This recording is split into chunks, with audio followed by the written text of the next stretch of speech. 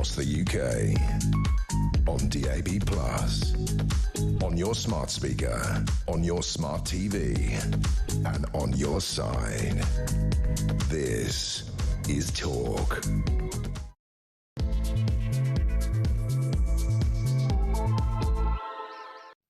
A very, very good morning and welcome to Talk, the home of common sense, this slightly grey and rainy Monday, but you know, we're all taking a bit of a break between the sunshine. Let's not wish away the heat wave and the summer, folks, not just yet.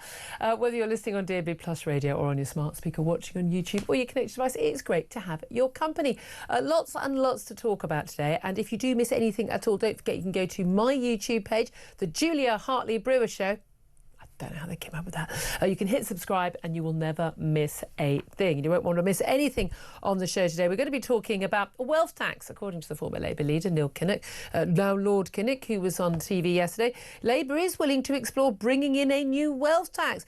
This would be, say, a 2% tax on assets worth more than 10 million quid. We're told it could help to raise some £10 billion a year for the Treasury. Trouble is, that doesn't really touch the size of the explosion even in the welfare bill.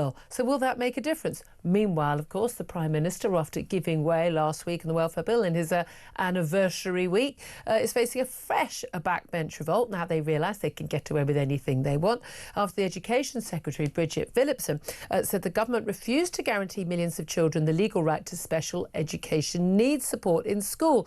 This now costs taxpayers a whopping £12 billion a year. It's been, just like we've seen with adult claims for disability and sickness, a huge explosion in that. Are our children suddenly gaining all these special needs? Something going on? Is there something in the water? Or is there something else going on? We'll talk about all of that. Plus, Britain's top police chiefs have today urged their officers to crack down on cannabis use. The head of the College of Policing, Sir Andy Marsh, said the smell of the dog is a sign of crime and disorder, which makes even him feel unsafe. I mean, it's almost like it's a mad idea, isn't it, asking the police to actually enforce the sodding laws we've already got? Who knew? Plus, Deputy Prime Minister Angela Rayner has been accused of plotting to censor workplace banter by deploying a network of spies in businesses across the country. This is Soviet Union stuff, guys. Under the new laws drawn up by the Deputy PM, firms will be pressured into bankrolling diversity officers whose job would include protecting staff from the content of overheard conversations.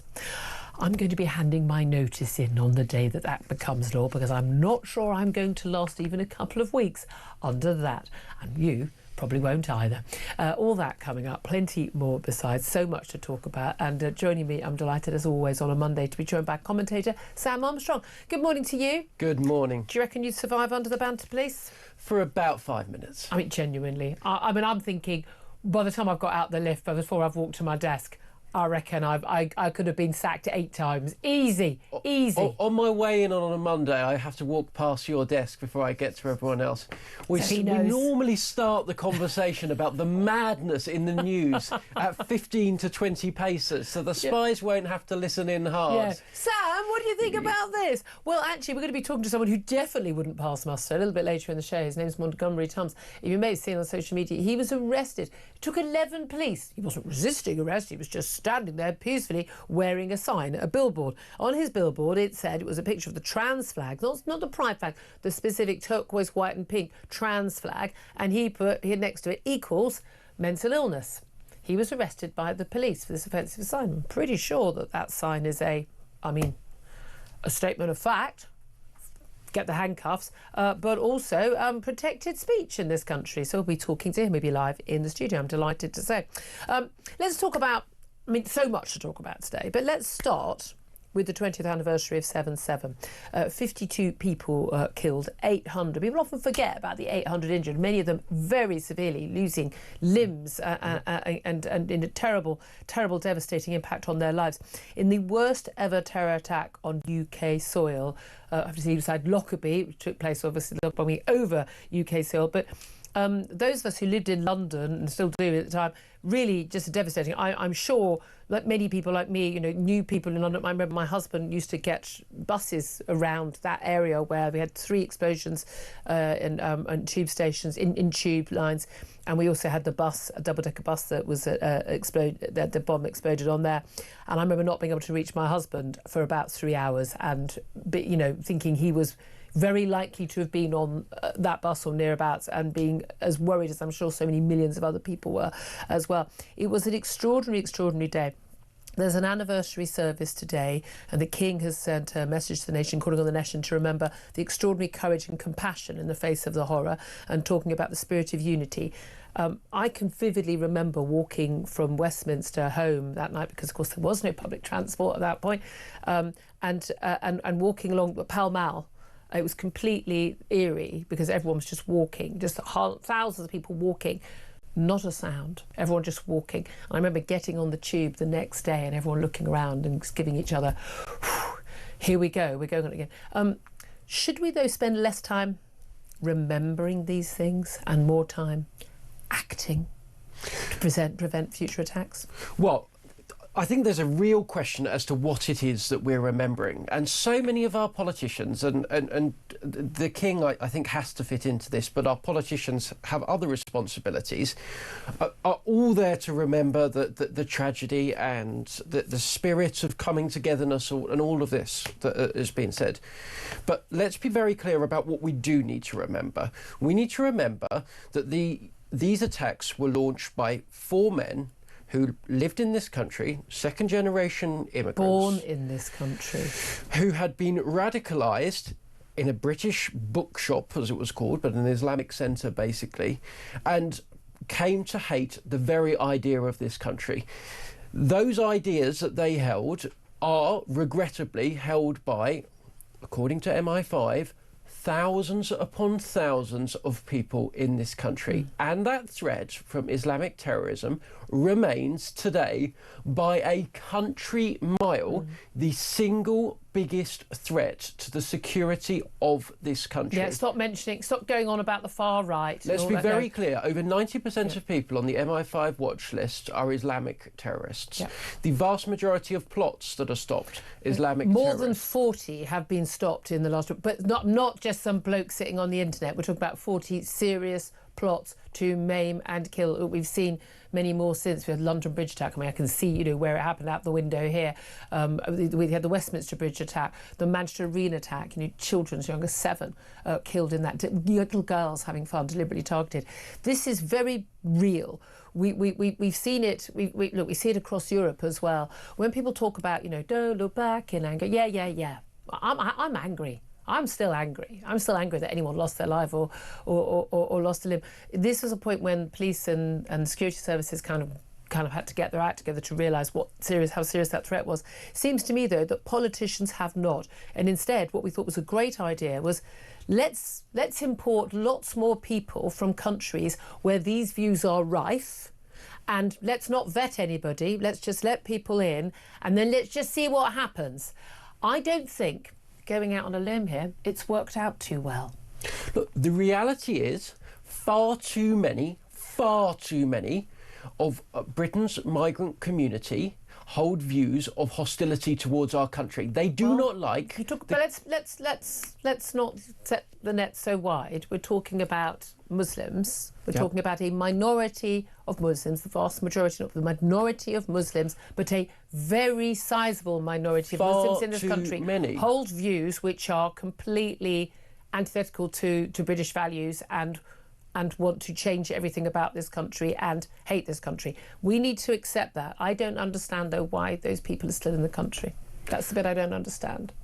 Well, Julia, we cannot get anybody out of this country. We cannot get child rapists out of this country. There are more than 50 convicted terrorists who have been released from prison at the end of their sentence, who have not been deported, having raised human rights challenges to their deportation. These are people who are convicted of terrorist plots, terrorist acts, terrorist attacks in some cases, and we can't get them out of our country. And this thing, people often say, oh, you know, this isn't the day to talk about it. Well, it was too soon for the first 20 years, was it? I remember even just after the Manchester Arena attack, just, literally the next day saying, can we stop having vigils? Can we stop laying flowers and lighting candles and do something to prevent the next 7-year-old girl being blown up because she wants to go to a Ariana Grande concert? I mean, that's the reality to me. And I really think we are in a different territory now where people have just said, yeah, enough is enough. And we see these territories, lone wolf actors, who are virtually impossible to stop, as we've discovered. Your Axel Ruder Cabanas, your lone wolf attackers who just drive a car into people, putting some barriers up on a bridge. Great. Well, they'll go to the next bridge then. That's what they do. It does seem to me that, yeah. But let's be clear. I mean, they've just put in a massive new barrier around the House of Lords, around the Houses of Parliament. It's the most hideous and ugly thing on earth. But that ugliness, to me, represents something, which is that we have had to fortify our entire country. We have had to change the way that we live. We've had to, every time you go through an airport, is a very real reminder that each of us, every single person in this country, is making great sacrifices in order to deal with the fact that we have a population within this country that, as we have said, actively hate us and are prepared to transform that hate into violence perpetrated against any representative. We're not supposed to say country. quite a bit out loud. But we just did, because that's the point of this station. So, if you want to call in and have your thoughts on this, I would very much appreciate them. Give us a call, 0344 499 1000, because, again, I just think lighting candles and having remembrance services doesn't really pass muster for an awful lot of us anymore. Look, I want to talk about that, but I also want to talk about wealth tax, and I would like people to get in touch on that as well, because Labour, we are told, is willing to explore bringing in a new wealth tax on multi-millionaires to help pay for, well, let's face it, the rise in welfare costs, because that is the ballooning, exploding costs in our society. This is what Lord Neil Kinnock had to say, former Labour leader, paved the way really for Tony Blair's victory back in 1997. But he says that Labour is willing to explore this.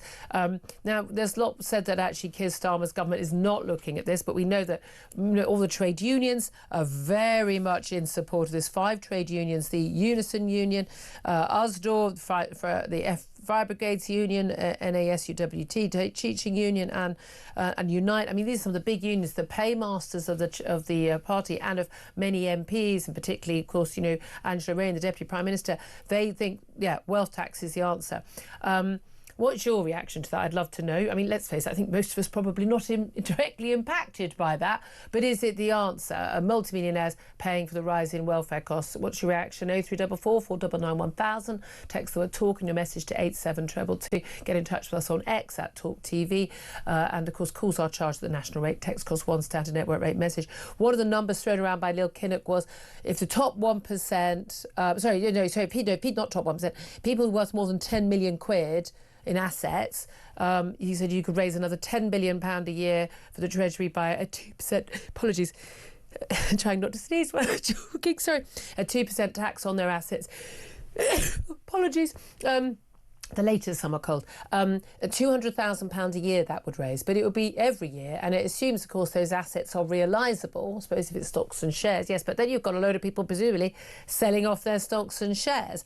But we're already losing millionaires at a ridiculous and very alarming rate, are we not, in this country? Is a wealth tax the answer?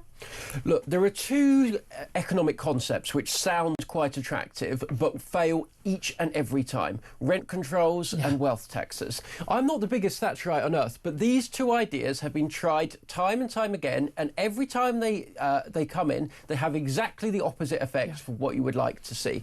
The UK has already lost 16,500 millionaires in the last year. So that's people who are millionaires, 16,500 of them have fled the UK. The trade union, leaders, and it will go, well, good riddance to them. Well, good riddance to them, but Julia, every time one of them leave, so do all of the taxes they pay, so do all of the contributions they make to this country, and the rest of us get left a little bit poorer. Yeah. If you want to know why it feels like we can't go on holiday as much, if you want to know why it felt like 20 years ago you could have a BMW on the drive and now you have a Honda or something else like that, the massive economic stagnation that has followed the business community, the global business community, fleeing these shores, going to the likes of Dubai, going to even Portugal or Italy that are welcoming them in is the single biggest factor. Why? Because this thing, almost 30% of all tax in this country is paid by the top 1%. Now, top 1%, I've got to be honest with you, it's not as rich as you'd think. Certainly by 2022, it's probably gone up more, being worth over, just a good bit over 3 million. It's probably gone up quite a lot since, because people have been making a lot of money on their assets. And there is an element where, you know, people's wages have stagnated, but you know, people making money from shares, not shares, that has gone up. Bearing in mind, if you've got a pension of any sort, you're also helping, you're making money from that. But I mean, and I know that since austerity, taxes on the rich have gone up. Yep. They already pay a lot of tax, and they are paying more tax than they used to pay. Yep. 45 pence in the pound top rate of tax. But this argument is about assets. The people have got assets and they're not being taxed. What's the argument on that? Well, so these are things that people have. So it might be their stocks and shares. It might be their pension. It might also be their house. Yeah. It might be their back garden. And presumably, the tax man isn't going to go and accept your own valuation of what things worth. 40 pence. So yes. Are we going to see HMRC inspectors coming round to see how much silver cutlery you have in the drawers? The drones. Well, I suppose also it depends. Like, someone could just earn a load of money. They can spend it all, just whatever they want. Wine, women and song. They could waste the rest. Yeah. As George Best said. Was it George Best? But they...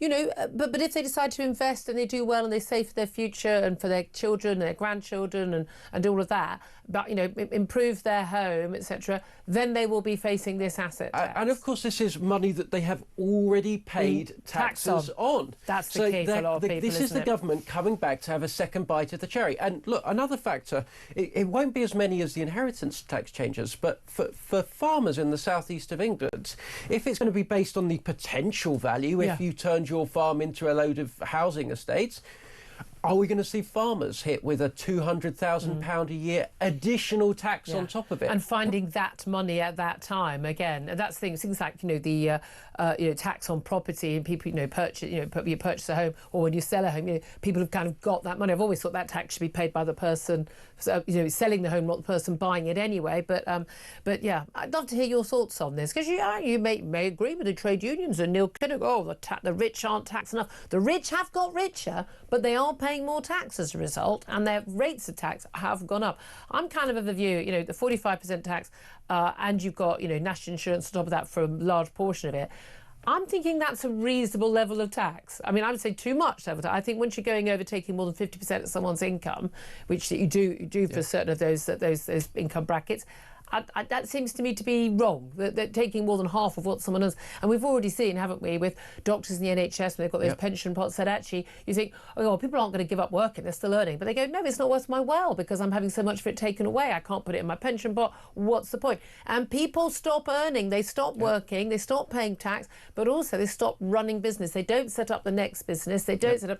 And as we know, they leave the country. When Francois Hollande came into France, the president then, something like a 70% tax. Literally, people were packed up at the airport and they left. That's what happens. We know that's what happens because it happens every time a country does it. And of course, in this case, we're not actually talking about just people, we're talking about assets. So if you own a bunch of British companies, what is to stop you tomorrow selling them, moving them overseas, buying up different companies, and you might want to have a factory in Middlesbrough making something, but under this facility that you're going to get taxed 2% of the total value of that that property every year. So why not set up the business in Dubai? Why not set up the business in the Far East? Or probably somewhere like Ireland, which would probably be the country that would most move to try and benefit from that. Can I also talk about, allied to that, again, is the fact that we've got massive benefits bill. We've got disability benefits, sickness benefits. They have ballooned to a ridiculous level, where we're having mobility cars given out to people who've got tennis elbow, for goodness sake. Absolute madness. But we've also got now, we're facing the Prime Minister facing another revolt after he basically gave in completely, absolutely just totally gave up completely over that welfare pretend tiny reform over special educational needs. Now, this is a SENDS, a special education needs and disabilities, and it's a system of schools, and it's a nightmare for parents who've got a child with genuine disability. It really is. But we have seen an explosion, yet again, in recent years, of children claiming this for ADHD, autism, and the like. Now, do we suddenly have an explosion of children getting this? Is it just that the system has become more simple and more easy? Or some people playing the system are, frankly, in a lot of cases, there are kids who absolutely have those problems and absolutely need help. Or we have a parenting fail on a grand scale, which is what I think a lot of this is, I'm afraid, in terms of just the kind of background and the kind of routine you impose on your family life. But we're looking at £12 billion a year cost for this. This is off the scale. This is unsustainable. I'm going to lose some friends here, but I've spoken to a lot of teachers, and every single primary school teacher I meet tells me that they have half a dozen, if not more, kids in their class all of a sudden coming in with ADHD diagnosis. Let me be quite clear. If your little Eddie goes into class, cannot concentrate, pulls the hair of the girl in front of him, throws things around, kicks off when his teacher asks him to read and write and do his basic stuff, the chances are it is not due to a medical condition. Yeah. It is due to the fact that you sit there at home with him on his screens all day long with flashing lights and all the rest of it coming along. It is due to the fact that you feed him sugar and sweets and everything you are told not to. And it is due to the fact that he isn't getting enough exercise. You aren't putting him down to bed at a time. Do your job as a parent. Thank you. Do not go to the government, demand that he is certified with a medical condition that he doesn't have, in many cases have him medicated, which is terrible for kids. Do the basics of parenting, parent him in precisely the way that you were brought up, that children for generations in this country have been brought up, and don't burden us with the cost, and don't abuse your kid by telling him he's got a medical condition when in actual fact he's just brought up. He's just got poor parents, you rubbish parents, you're not being. But also the crucial thing, and again, it's the same with disability benefits, if we're giving help to everybody, we're not targeting the help on the children who genuinely do need that help and really do have those issues. Lots more to talk about that. I would love to hear your thoughts on that. Give us a call, 0344 499 1000. I'm going to take a quick break and then we are going to be getting to your calls. Give us a call. This is Talk.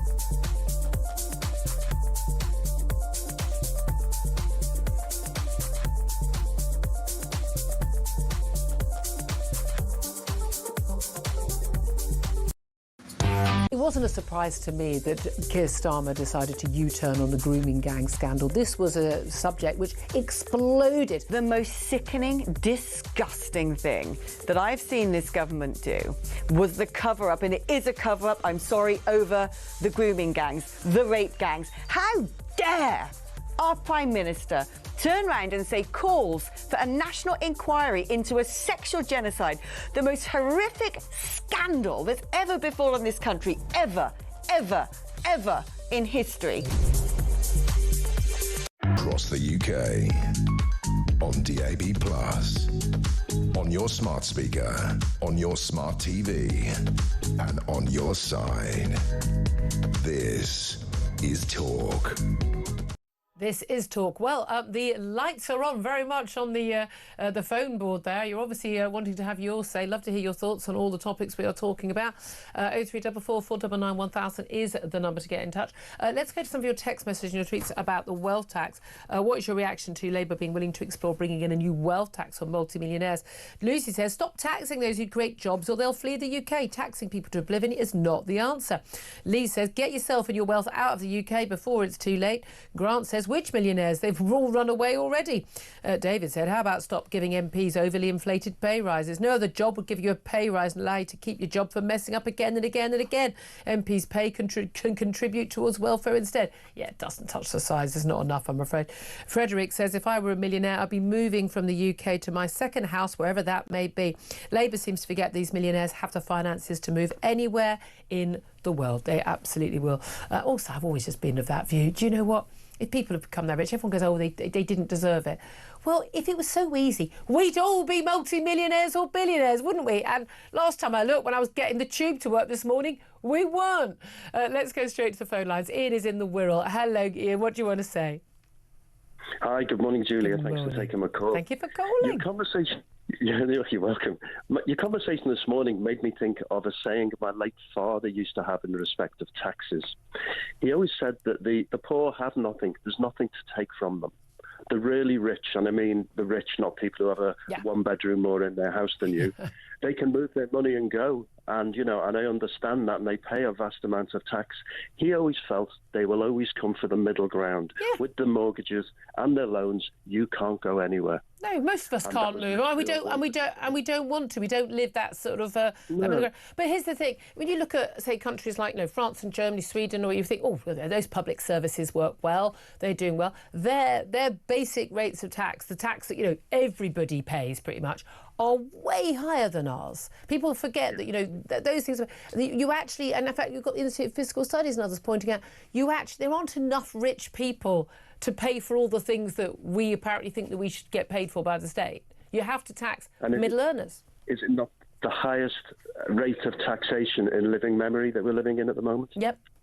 And it's going to go up. Do you have any expectation that you're going to, be better off come the autumn budget?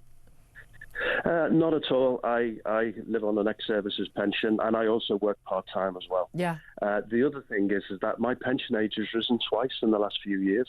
So I have a genuine fear that a realistic retirement is not on the horizon. Yeah, well, that's a fair point. Do you mind me asking how old you are? I'm 64 in 2 months. Oh, right. Yeah, well, I mean, I'm in my 50s. I keep saying to my younger colleagues, like you lot, 70 plus is when you're going to retire. Don't start getting too hopeful. Thank you very much, Ian. Thank you for that. Daniel is on the line. He's in Epsom. And Daniel, you want to talk about the 77th anniversary, don't you? Morning. How you doing? Morning. Very well, my lovely. Lovely to talk to you. And you, darling. Do you know what? I want to talk about 7/7, but what I want to do is take a step back from that. And I want to say that, in 1997, I was in my mid to late teens, right? And there were zero on the Islamic terror watch list. So when 7/7 happened, that number was about 25,000, right? And now it's 47,000, okay, on the Islamic terror watch list.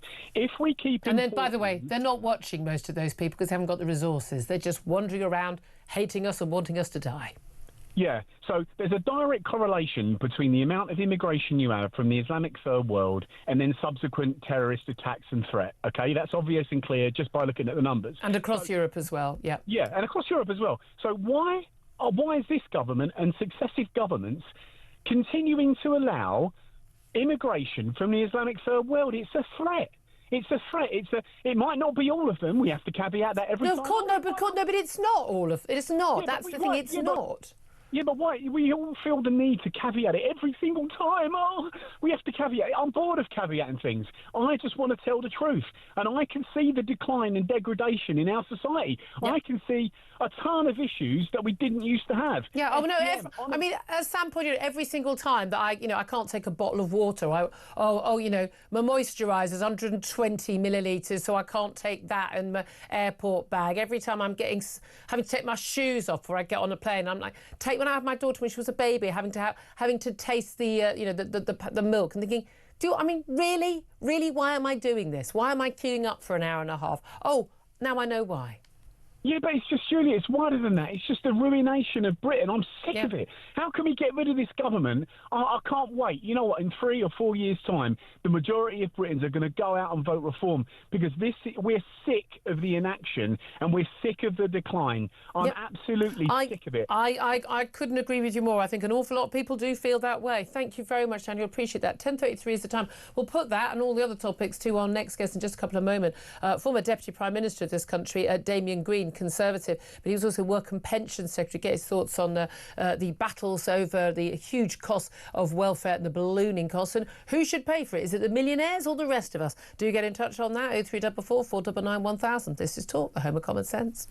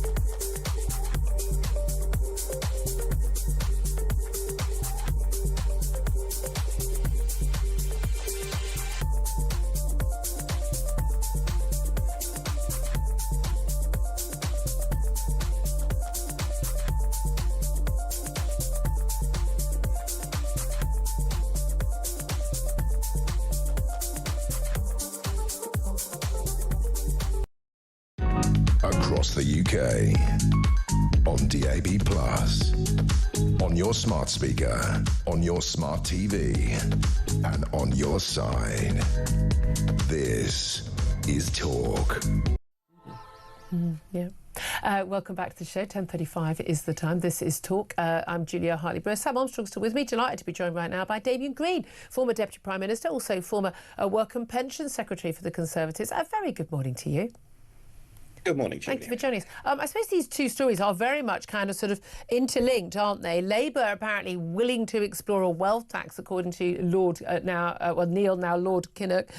But also at the same time, we've got more Labour backbench rebellions being expected and likely probably to be supported by the unions and others over latest issue in welfare, and that is this special education needs support. And this idea that, well, let's get the rich to pay for everything. Let's not cut benefits. How do those two stories tally with you? You're quite right. They hang together, and the sort of link is that once a government has given way to a backbench rebellion, then there are going to be more backbench rebellions. All history tells us that. Yeah. And so this government is now running scared of its own backbenchers because of the way the election fell. There are hundreds of Labour backbenchers with very small majorities. They spread their vote very efficiently, which is why they've got such a big majority with such a small share of the vote. So you've got a lot of very nervous Labour backbenchers, and discipline has broken down. So they know that the government is not going to be able to push through any reforms or any spending cuts. And so the government is desperately looking for new taxes. The one thing we know about a wealth tax, because they've been tried in other parts of the world, is that they don't work.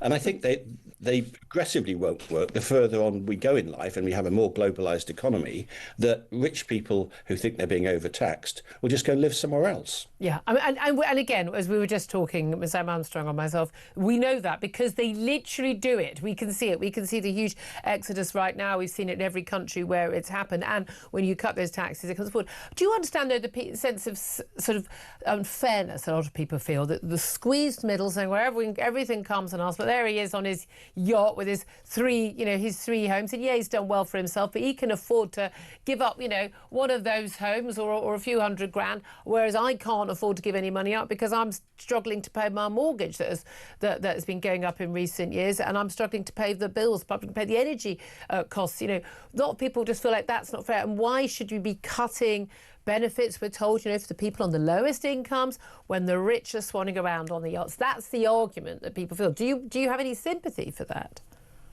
Well, I can see why it's popular. I think you just have to be sort of fairly hard-headed about this, not hard-hearted, because people with genuine disabilities, people with genuine disadvantages in life ought to get help. That's part of a civilized society. The problem is that we are now giving benefits, which we call disability benefits, to an ever-rising proportion of the population, particularly the working age population, and simply we can't afford it. We cannot carry on like this as a country. And I think the route for my party, the Conservative Party, is to be very realistic with people and say we cannot have everything that we've had in the past and spread it to ever more people, because otherwise we're going to tax ourselves out of existence and life will get more unfair. Well, the key thing, certainly with adult disability and sickness benefits, I just think it's completely unfeasible that we have seen such a rise in the level of disability and sickness.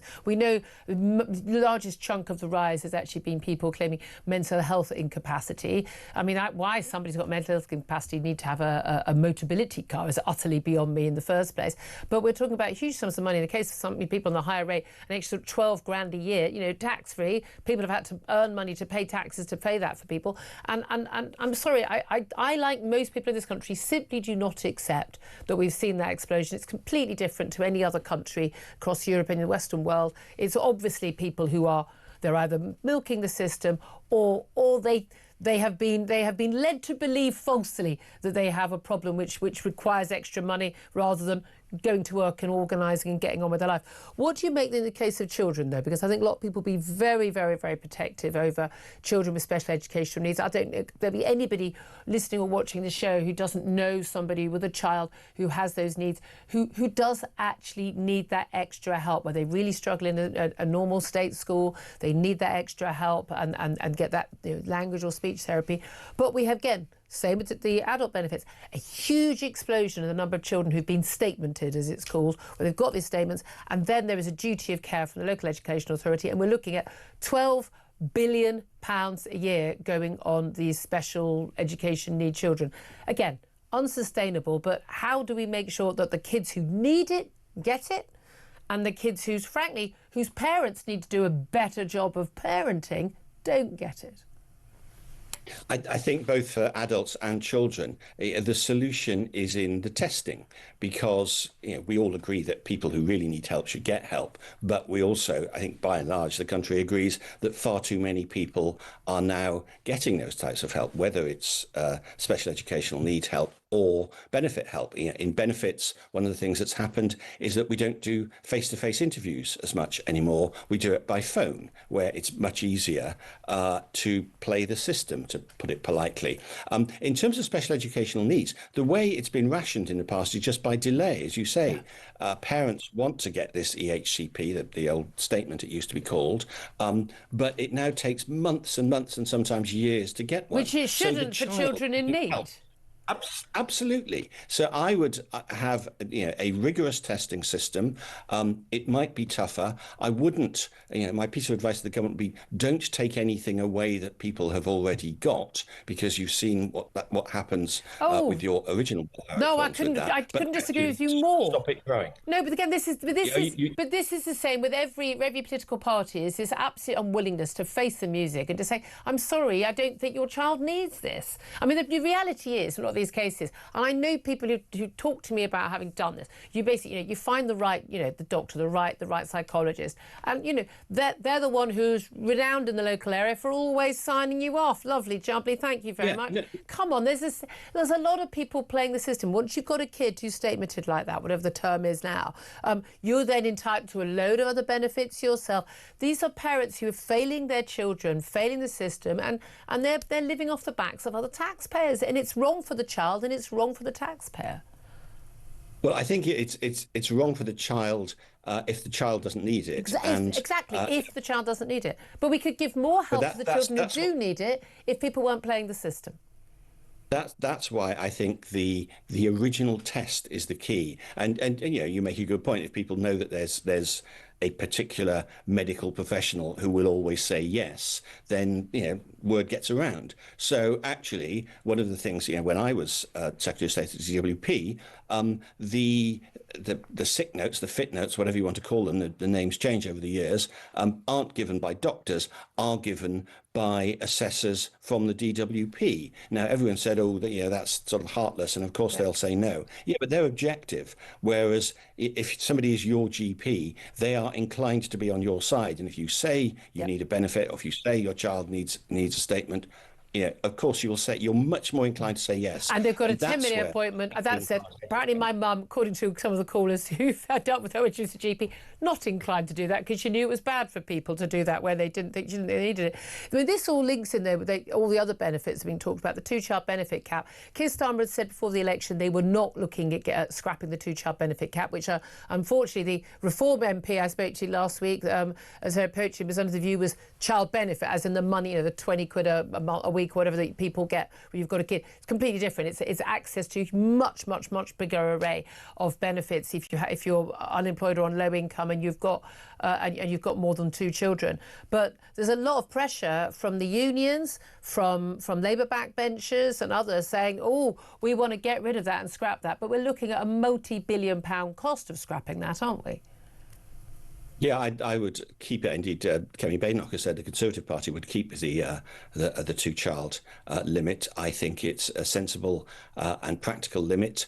And I think it's one of the things you can put to all your reform guests is why are they in favour of spending public money in that way? I'm sure you do, because that's a sign of a party that's not serious about controlling public spending. And I fear that while Rachel Reeves, this poor woman who's bursting into tears in public, is trying to hold the line on public spending, for what it's worth, I would suggest it's going to be very, very difficult for her to hold the line on the two-child limit, because her own backbenchers have tasted blood, and they will be back for more. And they believe, and this is why I profoundly disagree with people on the left, they think that the more benefits you pay out, the more compassionate your society is. And I just disagree with that. I think giving people a helping hand, or help when they need it, so that they can earn their own living and they're not taxing them too much, so that they can keep it and have a decent life because of that, that's the way to a decent, compassionate society. I couldn't agree with you more on that. Thank you so much for joining us, Damian Green, former Deputy PM for the Conservatives, former Work and Pension Secretary too. Just on the issue of special education needs, I want to sneak a quick call in on this, 0344 499 1000. Lots of you getting in touch after what Sam Armstrong and I are both saying about Labour backbench rebellions, possibly now over special needs support for children. Lewis is on the line and he's in Oxford. Lewis, what do you want to say? Hi, Julia. Can you hear me okay? Yeah, I hear you just fine. Yeah, Julia, I mean, to be honest with you, I'm listening to this, EHCP subject. I think that people have to understand, especially the gentleman you had on with you earlier, that actually some children do need this. No, I'm going to stop you there, Lewis. Right. This is what really beeps me off about these conversations. We have a conversation where we're saying, lots of kids don't need this, but far too many kids are getting it, and what we need to do is focus the help on the kids who do need it. And the first call I'm going to get on this topic, I always know, will be someone saying, but some kids need it. It's like, yeah, we know that. Hang on, bear with me. So I'm telling you, children need it. We agree on that topic, okay? However, I think the gentleman you've got with you now is completely right that we're going to tax ourselves out of existence because at £12 billion a year to support this, the funding needs to be available. However, where does this funding come from? We have an issue where we have 500 immigrants coming into this country on average every single day, and these immigrants are draining the resources, and not to mention, maybe some of their children are going into the school system and fraudulently claiming this. So there has to be a cut-off. So the guy that you're sat with now is quite right that the means testing has to be right from the start. The funding has to be available with the correct doctors, the correct psychologists, the correct psychotherapists to enable this means testing to be done. That would eliminate straight away all the fraudulent claims from the people who are, let's be honest, like you said earlier, bad parenting, for the children that genuinely need it, like my daughter. Yep. And I'm a taxpayer who pays upwards of £3,000 a month income tax into the system. So why should I now not be able to call on those resources to support my... But that's what we want. We want, if you genuinely need it and your child genuinely needs it, I want those resources there for you. But they won't be there for you if everybody who doesn't understand the concept of bedtime and vegetables doesn't do their job properly. Completely agree. So we can probably say 50% of those are fraudulent straight away. So if we could eliminate that 50%, how do we then treat the other 50%? Well, the money isn't going to be there for the other genuine 50% unless we get a hold on immigration. You think that's the key issue? Very interesting. Lewis, so appreciate your call. I'm going to have to leave it there. I've got to run to a break. Lewis and Oxford, thank you very much indeed. 10:49, I'm going to take a quick break. Then we're going to be talking about the banter police in your office if Angela Rayner gets her way. That's up next. This is Talk.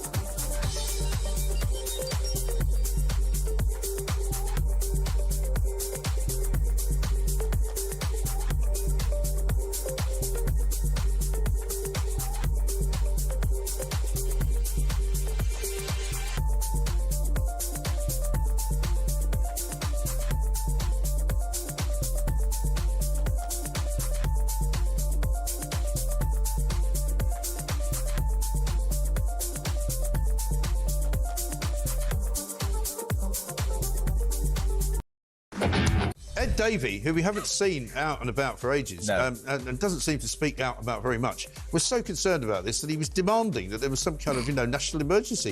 The heatwave lasted 2 days. It was Monday, it was Tuesday. Yeah, it was a bit hot and it wasn't very nice on the tube. But, there are parts of Britain where people were getting in touch with me going, it's pouring with rain here. Also, it's about 15 degrees. Bring it on. Let's have some global warming.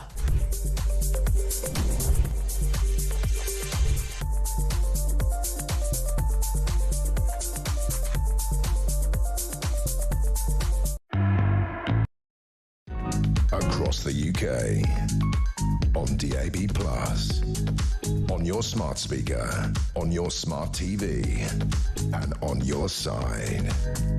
This is Talk. This is Talk, the Home of Common Sense. 10:52 is the time. Sam Armstrong still with me. I'm Julia Hartley-Brewer. Sam, banter police. We've talked about banter police before coming in the pubs. Landlords having to worry about their bar staff overhearing someone telling a bawdy joke, or even just saying, oh, trans women aren't women in a pub, and getting upset about it. Now there's talk about this happening under the Employment Rights Bill in people's offices and workplaces, having your human resources officers wandering around, diversity officers, checking there aren't people saying things that might upset other people even as they pass by their desk. You and I probably won't be allowed to go in an office ever again, will we?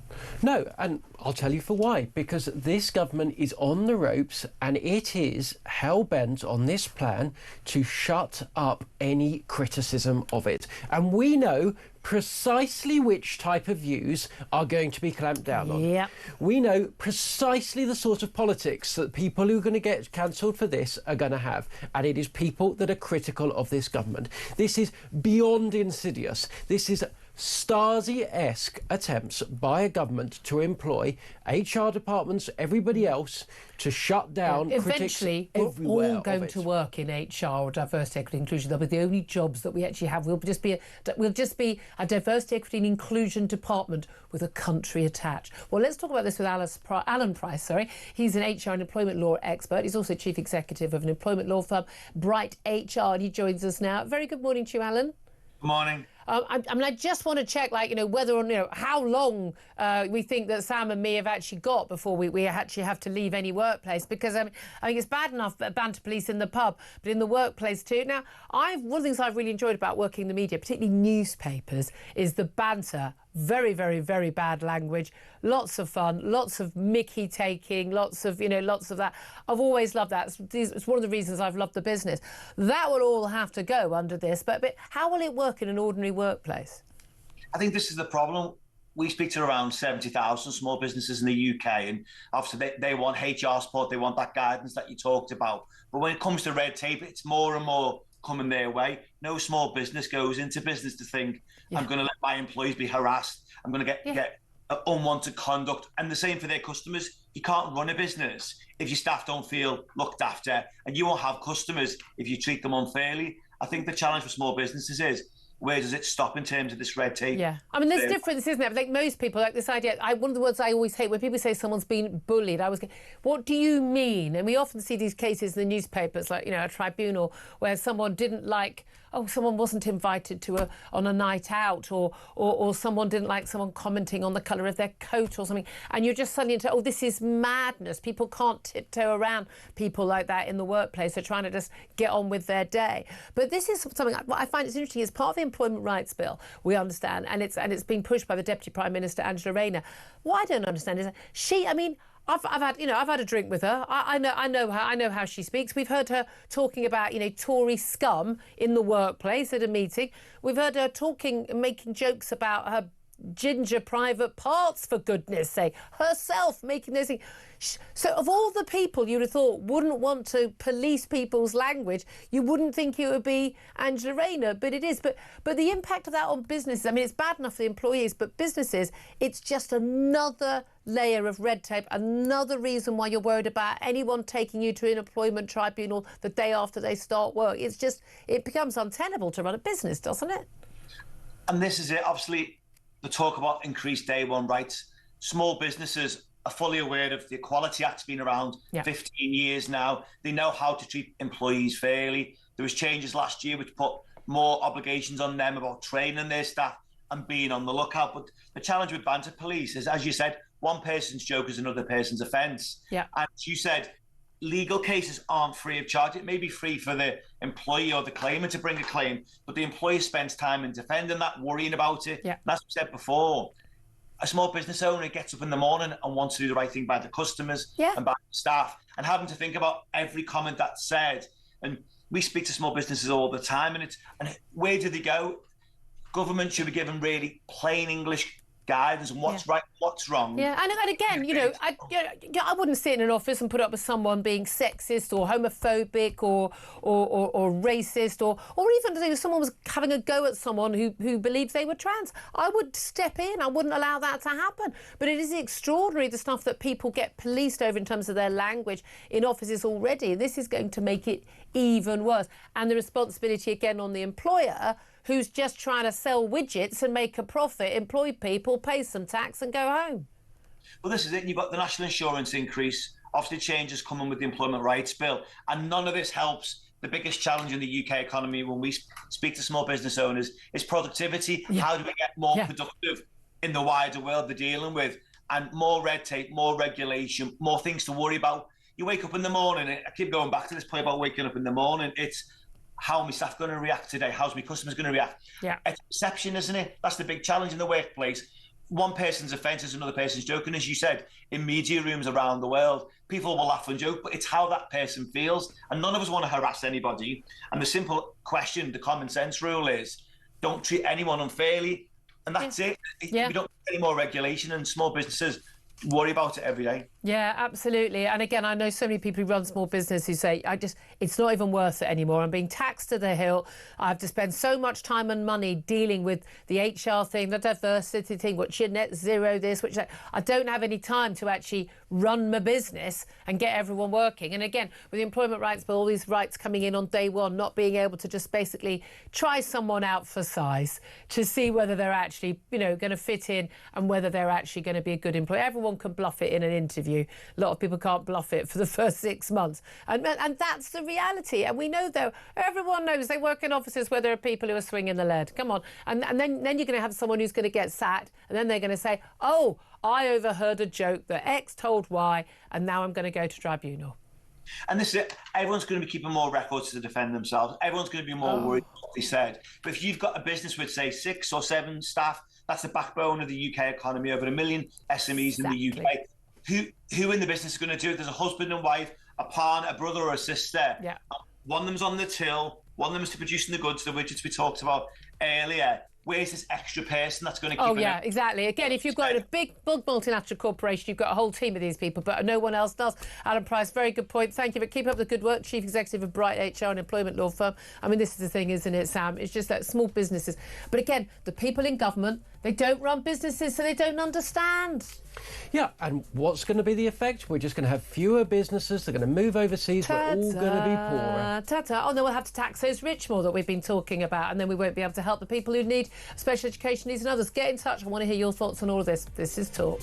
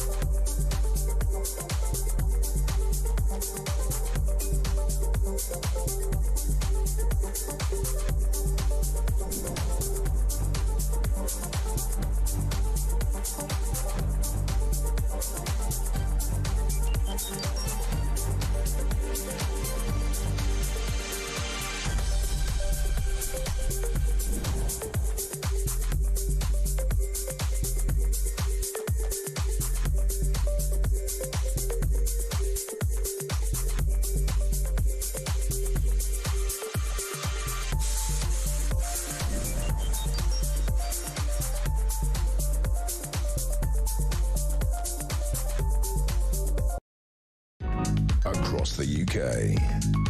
On DAB+, on your smart speaker, on your smart TV, and on your side.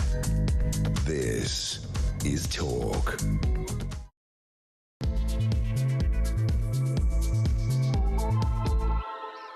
Good morning and welcome back to the show. This is Talk, the Home of Common Sense with me, Julia Hartley-Brewer. Great to have your company, and whether you're listening on DAB+ radio or on your smart speaker, watching on YouTube or your connected device, it is great to have your company. Don't forget, if you've missed any of the show already, or you have to go out now, you're going to miss any of the show, you can always go to our website, not just the YouTube page, which is Talk TV, but also you can go to the Julia Hartley-Brewer Show YouTube page. It cunningly called, so you can find it easily. If you hit subscribe, you will never miss a thing.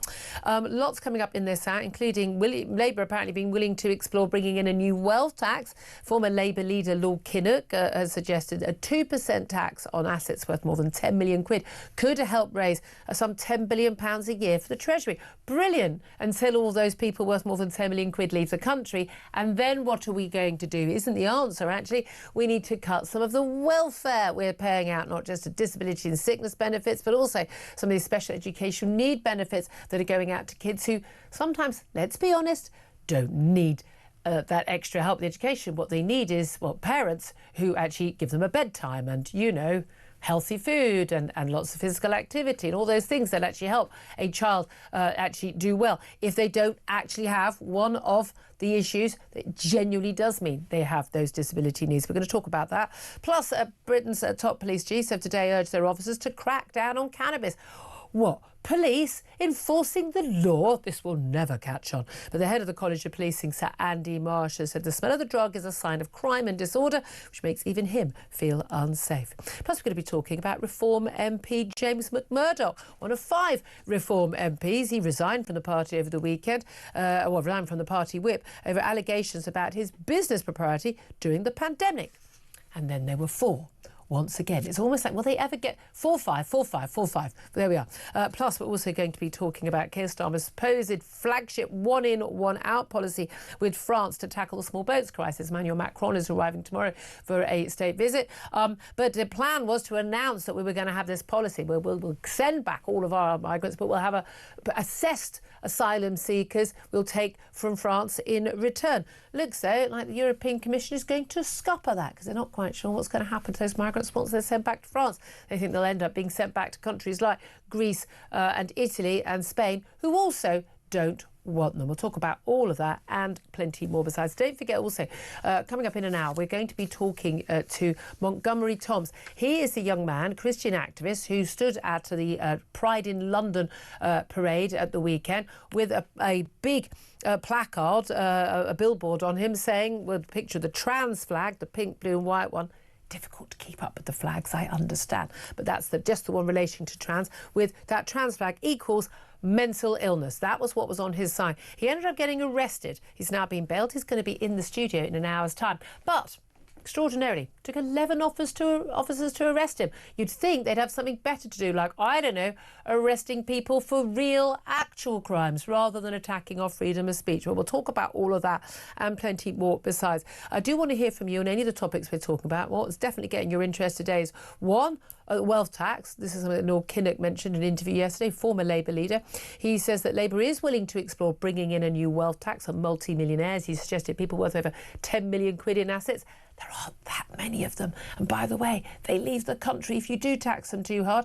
He reckons that will help pay a lot of the bills, like the rise in welfare costs. This, as the Prime Minister has basically done a full U-turn last week on those welfare payments for disability and sickness, despite the huge explosion. They're not even going to be tackling the people coming on soon, let alone the people who've already got on and are swinging the lead.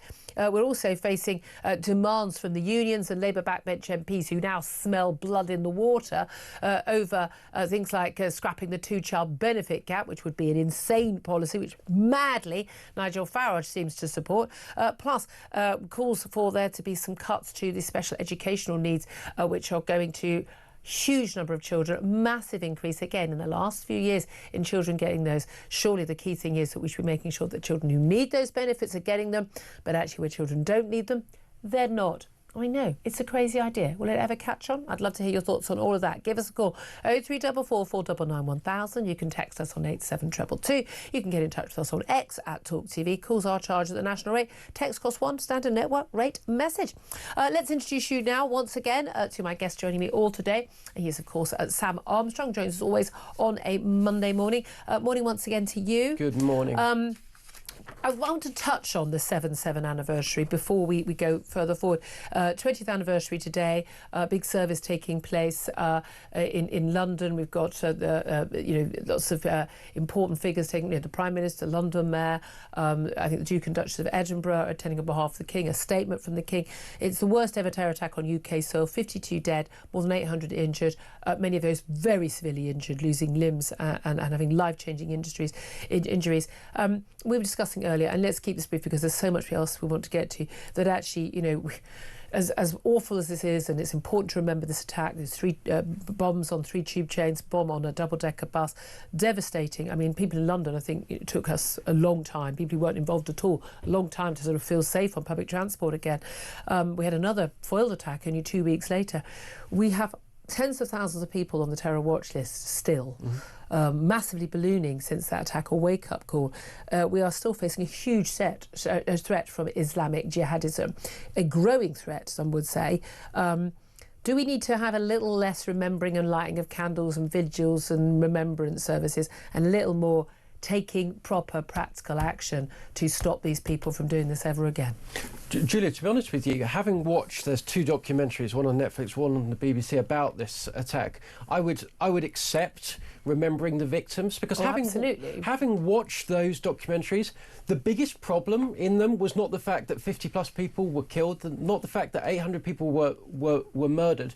The vast chunk of both of those documentaries pointed that the biggest problem, the worst effect of this tragedy, was that it led to a perceived blowback by the Muslim community in this country. Time and time again, we were said the problem with this attack was that it led to racism. Now, of course, every bit of racism is awful, but actually, we need to remember that 50 people were killed, and tens of people in series of incidents again and again and again since have been killed by Islamic terrorists in this country. It is a serious problem. It is the single biggest threat to our country. It has not got better. In fact, it's got worse. And the authorities, the media, far too many people outside of this channel are determined to shut down any conversation of it. And it's an outrage to those 50 people who we remember were brutally murdered 20 years ago. Absolutely, absolutely. Your thoughts on that very welcome. 0344 499 1000. We like to say it as it is, not for the sake of it, because I'm paying tribute to the people who lost their lives, the incredible heroism on the day, the unity, all of that. But lighting candles will not keep the next person alive if they are under threat. We should be, the number one issue should be preventing the next attack. And the reality is we have tens of thousands of people walking amongst us, living amongst us, many born in this country, who hold views which are a danger to us. They genuinely believe that this country is a terrible place and that they would be willing to die for their extremist religious views. And we've imported either their parents or them to this country. We have hate preachers in mosques and Islamic centres day after day. We have organisations. We've got the issue with Palestine Action, people claiming they're supporting Gaza. 29 arrests at the weekend, which I thought was a very, very good thing. Police actually doing their job. Shocker for a prescribed organisation, just a day after it was banned by the authorities after a vote in Parliament. People say, oh no, we oppose genocide in Gaza. A, there isn't genocide in Gaza, and B, you can be worried about the people who are dying, who are innocent people in Gaza, without supporting a prescribed terrorist group. These things are not the same. If you were an organisation that launches attack on British Air Force assets, you are terrorist. In fact, prescription, your group being banned, and frankly none of you getting rounded up and jailed is in my view, frankly, too lenient approach to an organisation as insidious as that. And they apparently, we'll talk about it a little bit later, they've apparently set up a secret website for people to get in touch. I mean, again, sorry, you've got no business doing any of this. Let's talk about where we are in terms of wealth tax. Lord Kinnock on telly yesterday, the man who brought Labour to a level of sanity where they got elected under Tony Blair in the first place, but didn't get elected himself as Prime Minister. despite 2 attempts.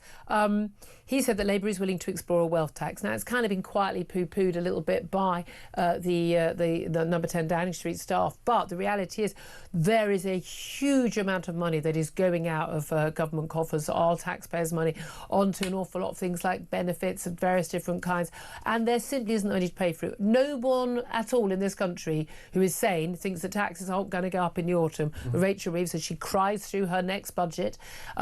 £20 billion black hole, 22 billion was it? It's now become basically a £40 billion black hole. Well done, despite those tax rises last autumn. We're going to be seeing more this year, and we know we've got the likes of Labour backbenchers, we've got all the trade unions, all the Labour Party, funders. They are desperately keen for a tax on what they call wealth.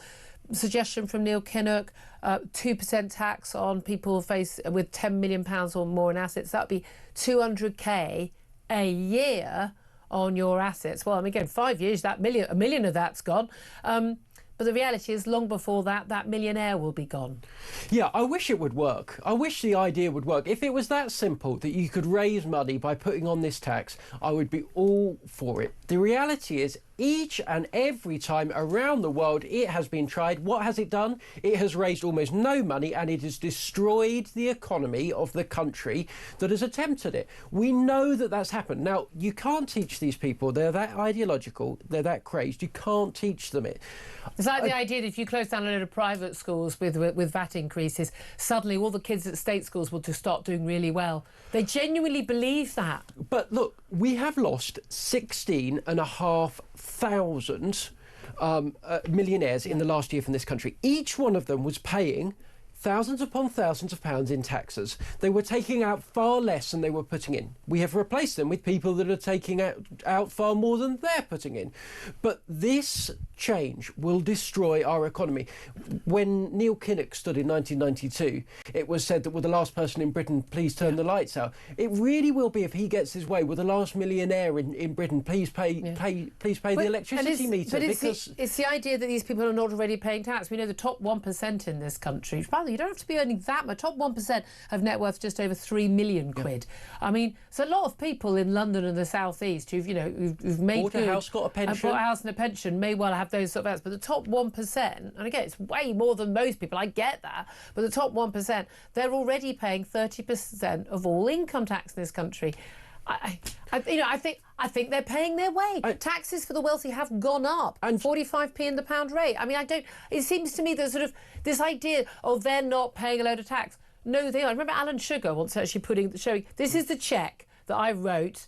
No, okay, some of them don't do that. They've got assets abroad, it's all in trusts or whatever. This is the cheque I wrote. You're telling me I earn tens of millions of pounds. This is the cheque I wrote to the Exchequer last year. All credit to him. But Julia, the ways of life, there are realities of life, and one of the realities of life is it's not that unpleasant if you're a millionaire, if you've got 15 million in the bank, if you're doing this and that, to move yourself to Malta or to Portugal or to Italy or to Bermuda, anywhere around the world.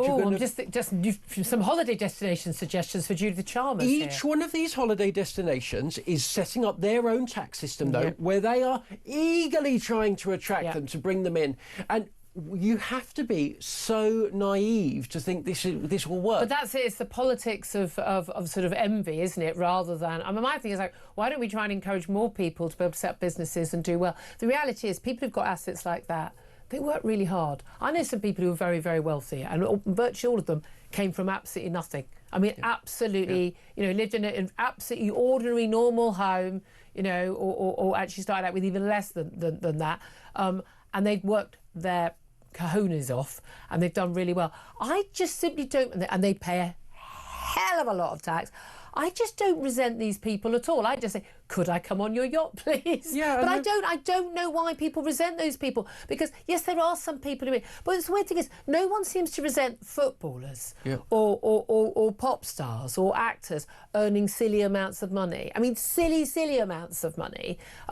but you're kicking a ball around. But if you're the best at doing it and people want to watch you doing it, then you are worth that amount of money. I don't know why people are so resentful of it. Well, and remember with wealth taxes, they have already paid income tax on it. So this is taking a second bite out of the cherry. And here's the thing. And I don't blame these people here's the for thing, running most away people, from I it. hear this all the time from people, and I'll tell people off an audience about the time. People go, I've paid in all my life.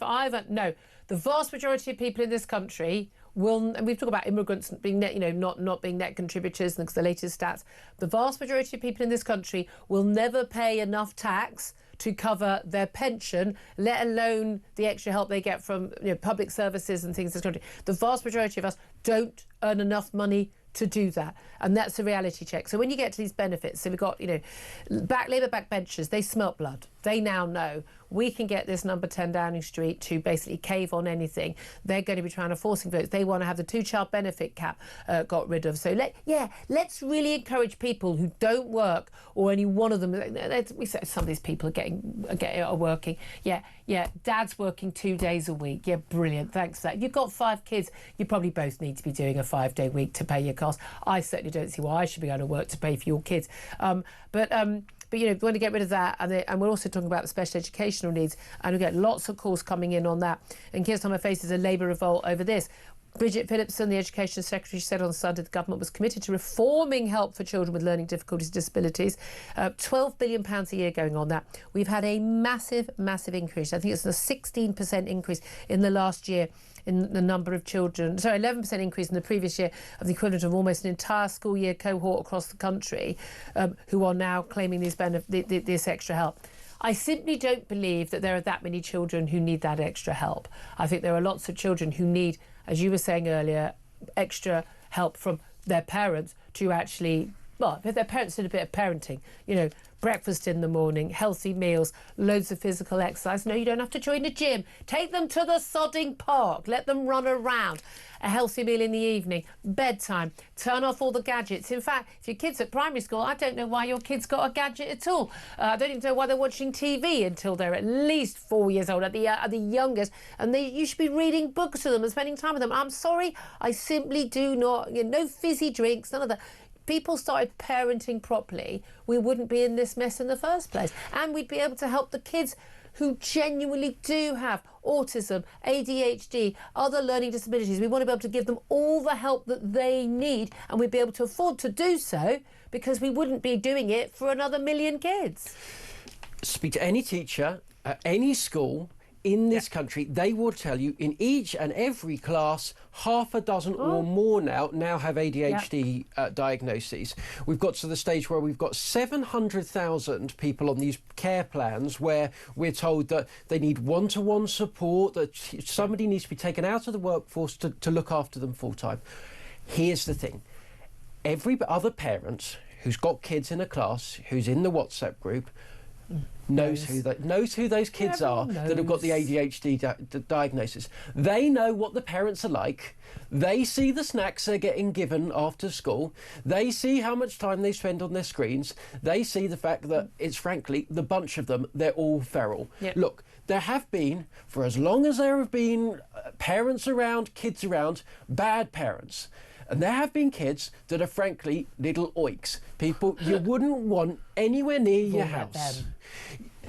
They have now been given the situation, a system by which they can go along to a doctor, and if they don't like what the first doctor says, they can go along to a second one, in which they have a medical excuse for the fact that their children have not been brought up right, need some discipline, often need a strong father figure, and often need to be told, no, you will sit there until you have completed your work. You will eat everything on that plate before you get down. We know that kind of parenting has always worked, has always given us nice children. We know what side has not worked very well. And how have we got ourselves into a situation in which not only are we medicalising kids that there is absolutely nothing wrong with, putting them which is a tragedy. It's child abuse. Dangerous drugs that have profound consequences for them for the rest of their life, but have now got to a situation in which the taxpayer is being expected not only to sign off on this stupid, needless certificate, but to pay for worthless support, and in fact, in my view, much of it is worthless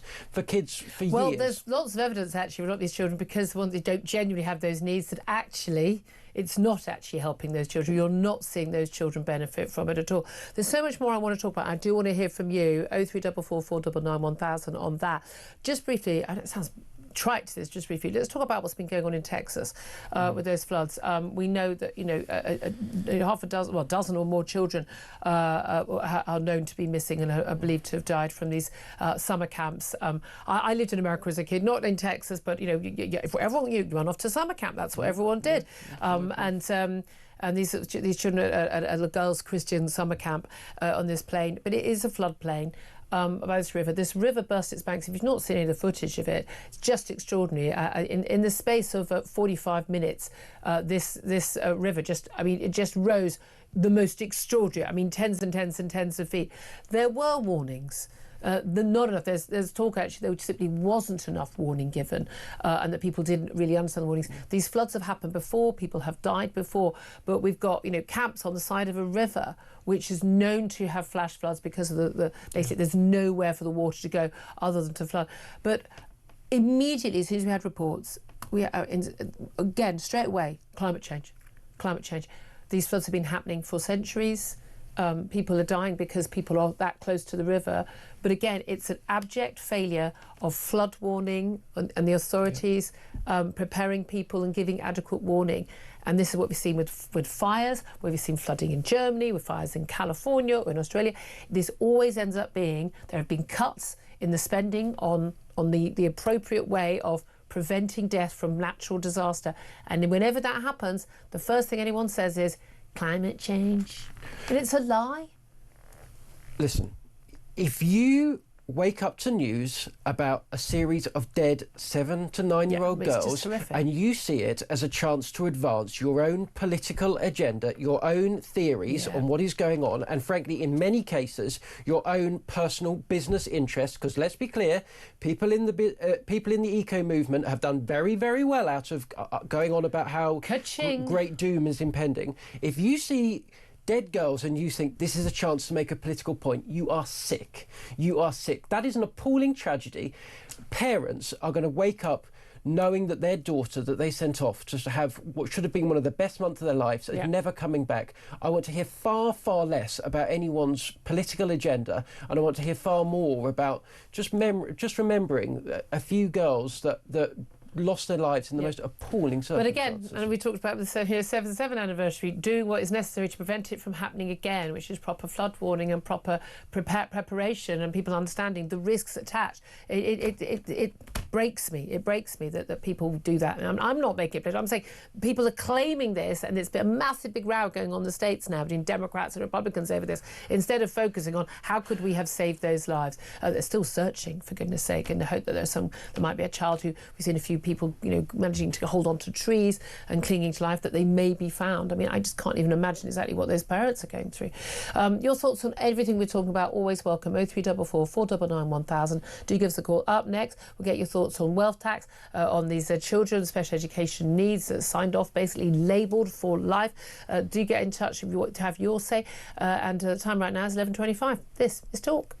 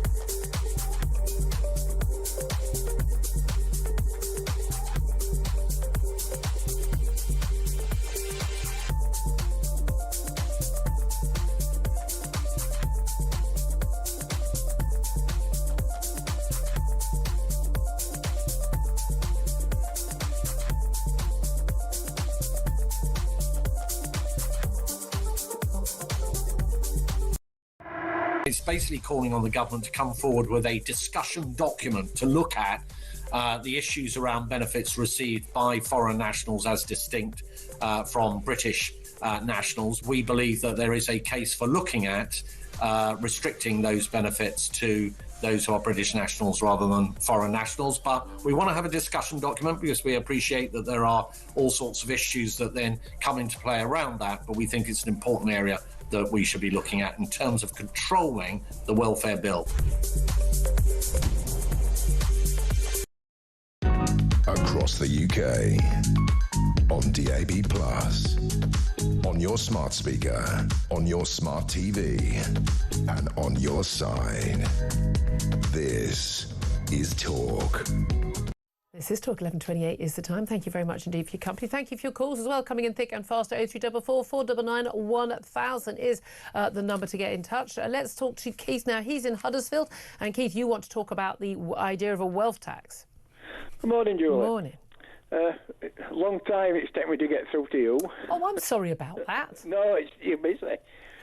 Regarding Neil Kinnock, regarding his 2%, I think it's absolutely atrocious. This is coming from a gentleman with about 800 that sit in House of Lords that get something like £125 a day tax-free. Oh, I think it's more. Isn't it about 300 a day? Oh, also, I believe it could be, yes. My apologies, yes, it is 325. Also, I believe a massive European Commission pension in the family as well.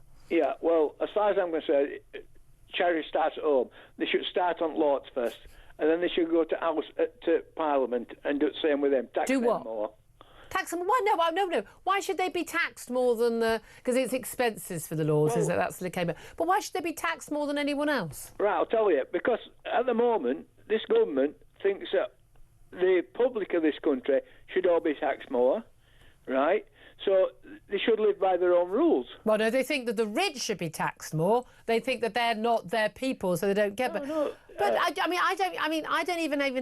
don't really even have an issue with what MPs are paid. I've got an issue with people in the House of Lords who don't do anything and don't deserve to be there. I know an awful lot of people who are in the House of Lords. It's like, what planet are you in the House of Lords? You don't bring any expertise. What are you there for? You're just a crony of a Prime Minister. There'll be people in House of Lords that are millionaires. Yeah. You know, in some... Right. But they've already paid tax on that. What you want. Yeah, I'll bet you what you want. He set the figure at 10 million to make sure that people in Lords don't get stung with it. I think there are some people in the House of Lords worth more than that. Well, remember, there was a tax. Was it Labour looking at tax once again? It was going to be just below, just above where MPs' wages were. But look, the key thing is, here's the reality, Keith. If you could go after everyone in the House of Lords and everyone in the House of Commons, it wouldn't make a blind bit of difference to the country's coffers, because that is small change compared to what is going out and what we need. I understand that. Well, I understand. I think your organisation understands it better than what we do, because you're being brought up with it. You research things like that. So that's why I watch Talk Radio. Oh, well, we are very, very, very, very proud to have you. Thank you very much, Keith. No, but I understand why people feel resentful. It's like, because, you're doing all right and we're not, and we're struggling. There is an argument about, MPs and people in the Lords understanding how real, ordinary people, like most people in this country, manage their budgets. Thank you, Keith. Appreciate that. Linda is on the line, and she's in Dorset. And Linda, you want to talk about this idea about reforming special educational needs? No, it's the ADHD. ADHD, yep. Well, that's one of the main... Autism and ADHD are two of the biggest areas where we've seen a massive rise in claimants. Yeah. What happened was, I was sat in the doctor's surgery a few weeks ago next to a young mum with a little girl. The little girl must have been about 4. She was being as good as gold, looking at books. And the mum said to her, right, when we get in there to see the doctor, scream and shout, run about and touch things. And we'll get more money. We can go on holiday. I couldn't believe it. Oh, I'm so rarely speechless. Oh, my God. And you're sitting there. Did you say anything? Yeah, I thought, sure, I'll say something. I thought, no, she'll probably get queer with me. You thought someone who's going to do that isn't someone I necessarily want to mess with. But the kid was fine. As far as you were concerned, the kid was fine. Yeah, she picked a book off the shelf. She'd probably never seen a book before. And she was mesmerised with this book. but good as gold she was, good as gold. Yeah. Wow, that is, and how tragic is that? Get a label on your kid. Don't bother doing the stuff yourself, but we can get a holiday. But that's the thing. Look, people say, "Oh, that's a one-off." Oh, is that made up? I don't believe it's made up, Linda. But the course says we'll all know people. I've got a mate. He's he's a head teacher of an inner city comprehensive, and he says, "I've got kids at that school. If they are not on their medication, ADHD or severely autistic, who are we're genuinely worried about if they're not." He goes, but the vast majority of them, it's parents. Simple as that. I remember when my youngest now, he was about 3 or 4, he was a nightmare. He'd kick, he'd bite, he'd whatever. Yeah. And it was in the days where it was all about E-numbers. Oh, yeah. So we took him off that, put him on a special diet, good as gold. What a surprise. Get the kids off the processed food and the fizzy drinks and all of that. Absolutely. Oh, Linda, couldn't agree with you more. That is a jaw-dropping story. Quite literally. Linda, thank you for that. Sam Armstrong, your face when Linda said that. We all know that it's happening. Literally everybody has seen this happening up close. Everybody in this country seems to recognise that there is a problem with people trying it on, other than... Adult and parents doing it to their children. Other than Labour MPs who seem to be determined to hand out money, hand over fist to anybody who walks in and pretends that they have a problem. And money that we don't have. It's full stop. We don't have. We're borrowing it, which means that future taxpayers are going to be paying for it. And no, they're not all going to be multimillionaires because they will be long gone. 11:34 is the time. We'll take a quick break right now, and then we're going to be talking about senior police officers telling police they should be tackling cannabis because it's actually a crime for people to be smoking and carrying cannabis.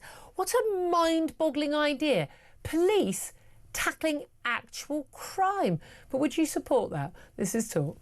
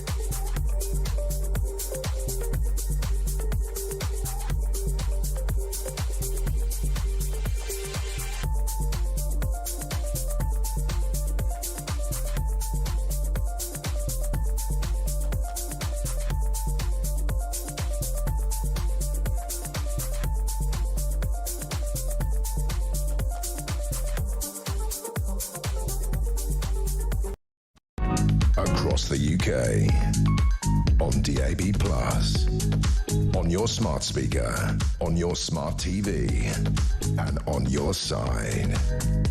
This is Talk.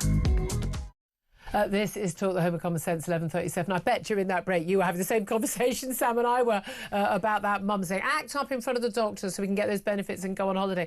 We've all met those people. We've all sat next to them on the train, haven't we? Oh, yes. And in restaurants, as I once explained in a restaurant to a family, so would you be all right if your child didn't run around screaming, please? They said, have you got a problem with our kid? I'm like, no, I have a problem with you and your terrible parenting. I mean, should we not call this stuff out and tell it straight to people? But I'm sure your kid will have a wonderful statement. It'll be an absolute joy for the teachers to look after. They'd be delighted to get your child's statement in, so they don't have to deal with your kid anymore. Genuinely, we need to deal with this. We simply can't. It's untenable to carry on as we are. Right. I'm wondering if actually part of the problem is the fact that we don't have any discipline, not just in our homes but on our streets anymore, because police don't police anymore, really, do they? What they do is arrest people like my guest coming up at midday for holding a sign expressing his free speech and his views on trans ideology. Instead, though, maybe they should be doing things like policing actual crimes, like, for instance, possession or smoking of cannabis. Top police chiefs say the smell of cannabis is a sign of crime that can make even them feel unsafe. And they say, mind-blowing this, frontline officers should do something about it. I know, I'm as surprised as you are. But the person crucially calling this out is the country's longest-serving Chief Constable, and that's Sir Andy Marsh, who now leads the College of Policing. He's been backed by the Greater Manchester Police Chief, Sir Stephen Watson, and Merseyside Chief Constable Serena Kennedy. Well, let's talk about this with Kevin Hurley. He's a former Detective Chief Superintendent in the Met Police. A very good morning to you, Kevin. Morning. Thank you for joining us. I just find it fascinating at the moment that we have headlines about senior police officers telling officers that they should, arrest people for crimes. I mean, it just seems like such an avant-garde idea. I wonder if it will catch on. Yeah, I mean, it's bizarre. These have been, how can I put it, spoken about poorly.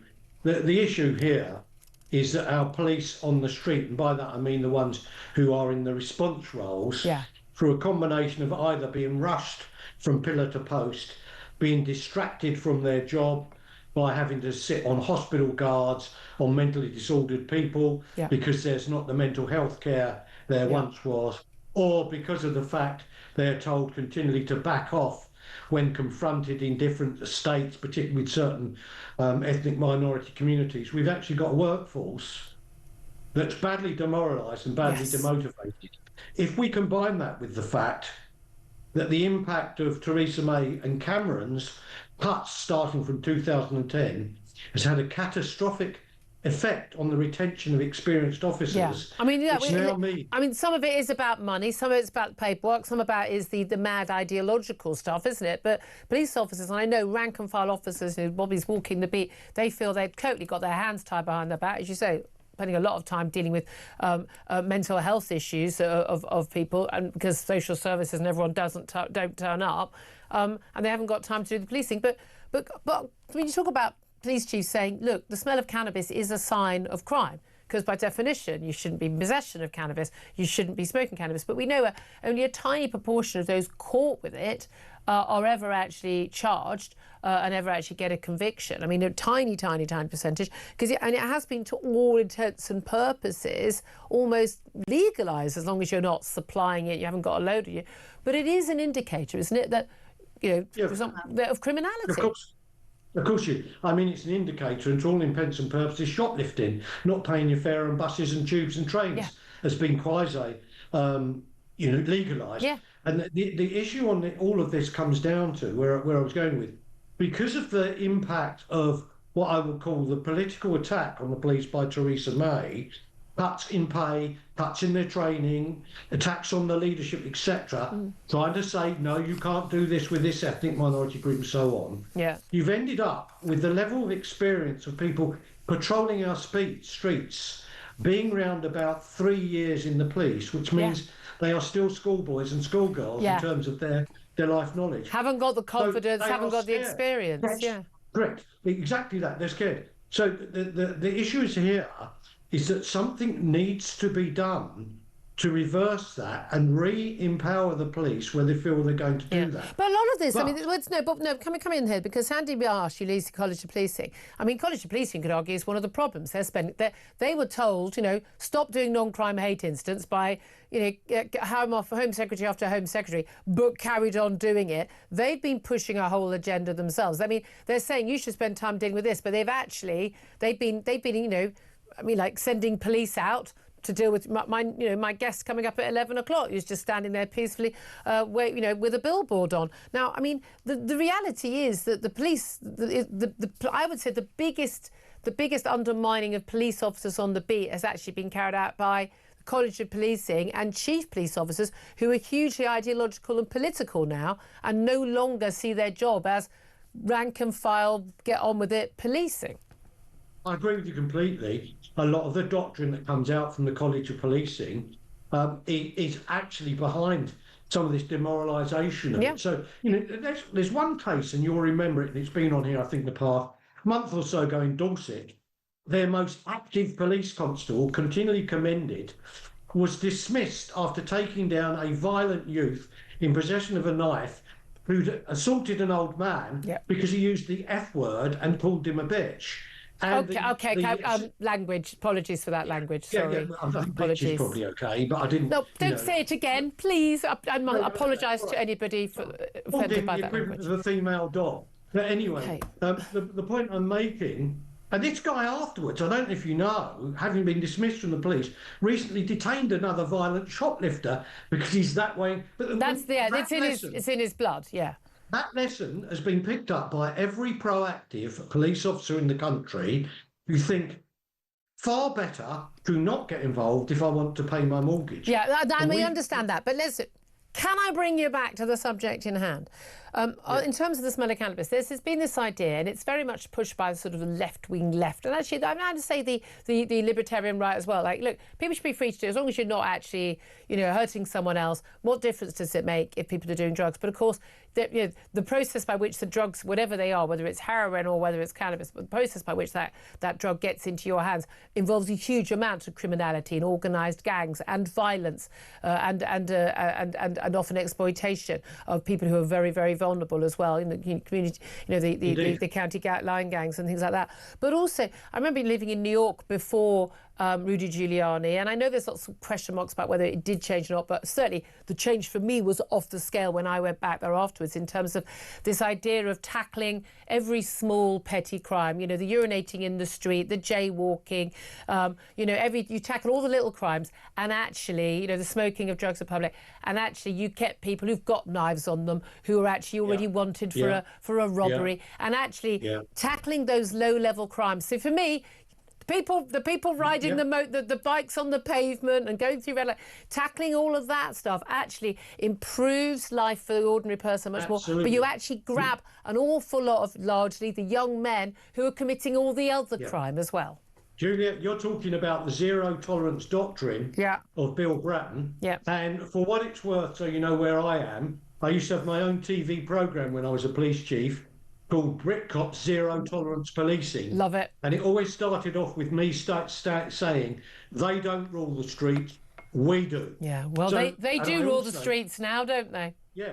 The issue on it is, Julia, if you allow incivilities to grow and grow in all their forms, then the yobs, if you like, the louts, think they can do what they like. So if you don't enforce people paying their fares on buses and tubes, you don't enforce people throwing litter on the floor. Oh, yes.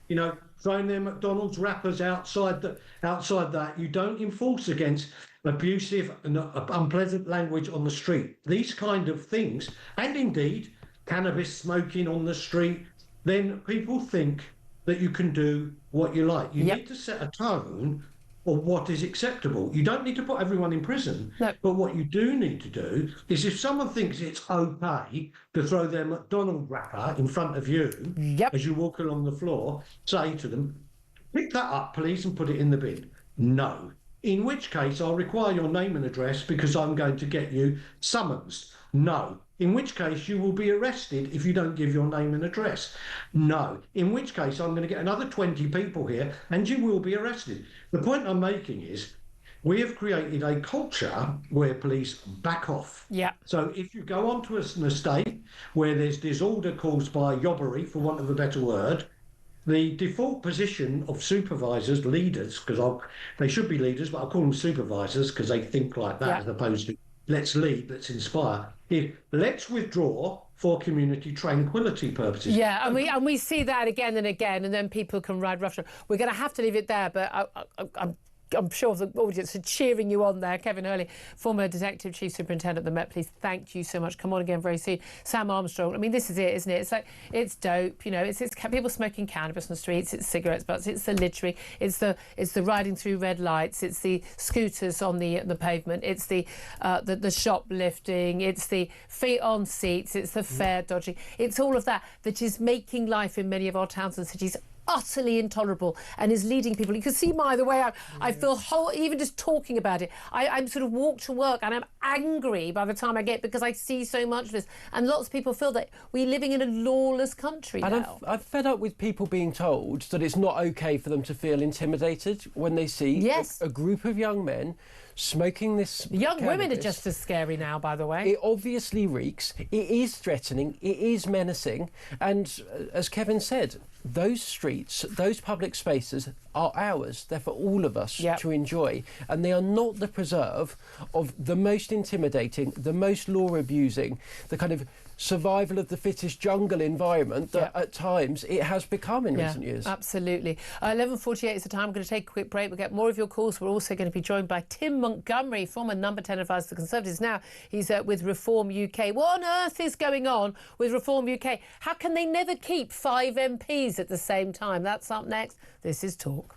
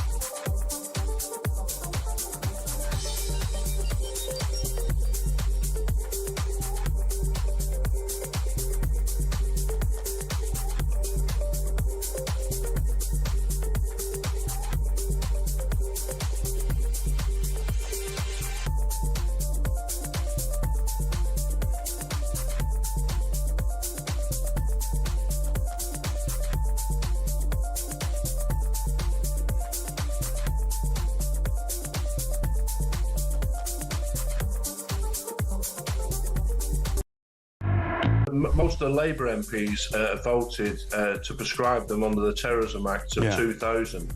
And it goes further, of course, than vandalism, doesn't it, Mike? They sabotage, that's the word I would use, sabotage 2 RAF aircraft to the point of £7 million. But not only did they sabotage them, this is at a time when we're all manner of global conflicts and threats around us. And so to take away the capability from our Royal Air Force, it is an act of terrorism, in my view. Across the UK, on DAB+, on your smart speaker, on your smart TV, and on your side. This is Talk. Welcome back. It's coming up to 11:52. Sam Armstrong and myself have been joined in the studio now by Tim Montgomery. He's a former number 10 advisor under the Conservatives. He's now a member of Reform UK and joins us. Morning to you. Morning. I want to talk to you about why is it that Reform UK seem to be utterly incapable, despite being elected with 5 Reform UK MPs last July, keeping 5 MPs. They lost one and they got another one, and now they've lost one again. We've seen the resignation of the party whip from James McMurdoch as the MP for South Basildon and East Thurrock, removed the party whip from himself amid claims reported in the Sunday Times that he had basically, I think the allegation is that his bounce back loans that were issued during the pandemic amounting to £70,000 for two companies he owned were in some way taken under circumstances that were not entirely legal. I think that is or acceptable. I think that is the allegation. I don't want to add to any libels or anything. He has said all his business dealings have been conducted fully within the law and in compliance with all regulation. But as a precautionary measure for the protection of the Reform UK Party, he's asked for the whip to be suspended. What is going on? Well, look, I don't want to particularly cover the individual allegations because I don't know the truth of them. They need to be investigated speedily and by proper process. But what obviously is an issue is that this, as you've suggested, keeps happening to Reform. And Nigel Farage, if we were operating under a presidential or a mayoral system, I'd be incredibly confident that Reform could win the next general election. Nigel Farage is one of the most impressive, formidable personalities in British politics of the last quarter of a century. But of course, Julia, we don't operate under that system. We operate under a parliamentary system. And the biggest challenge for Reform is to find 300 to 350 parliamentary candidates who stand up to scrutiny.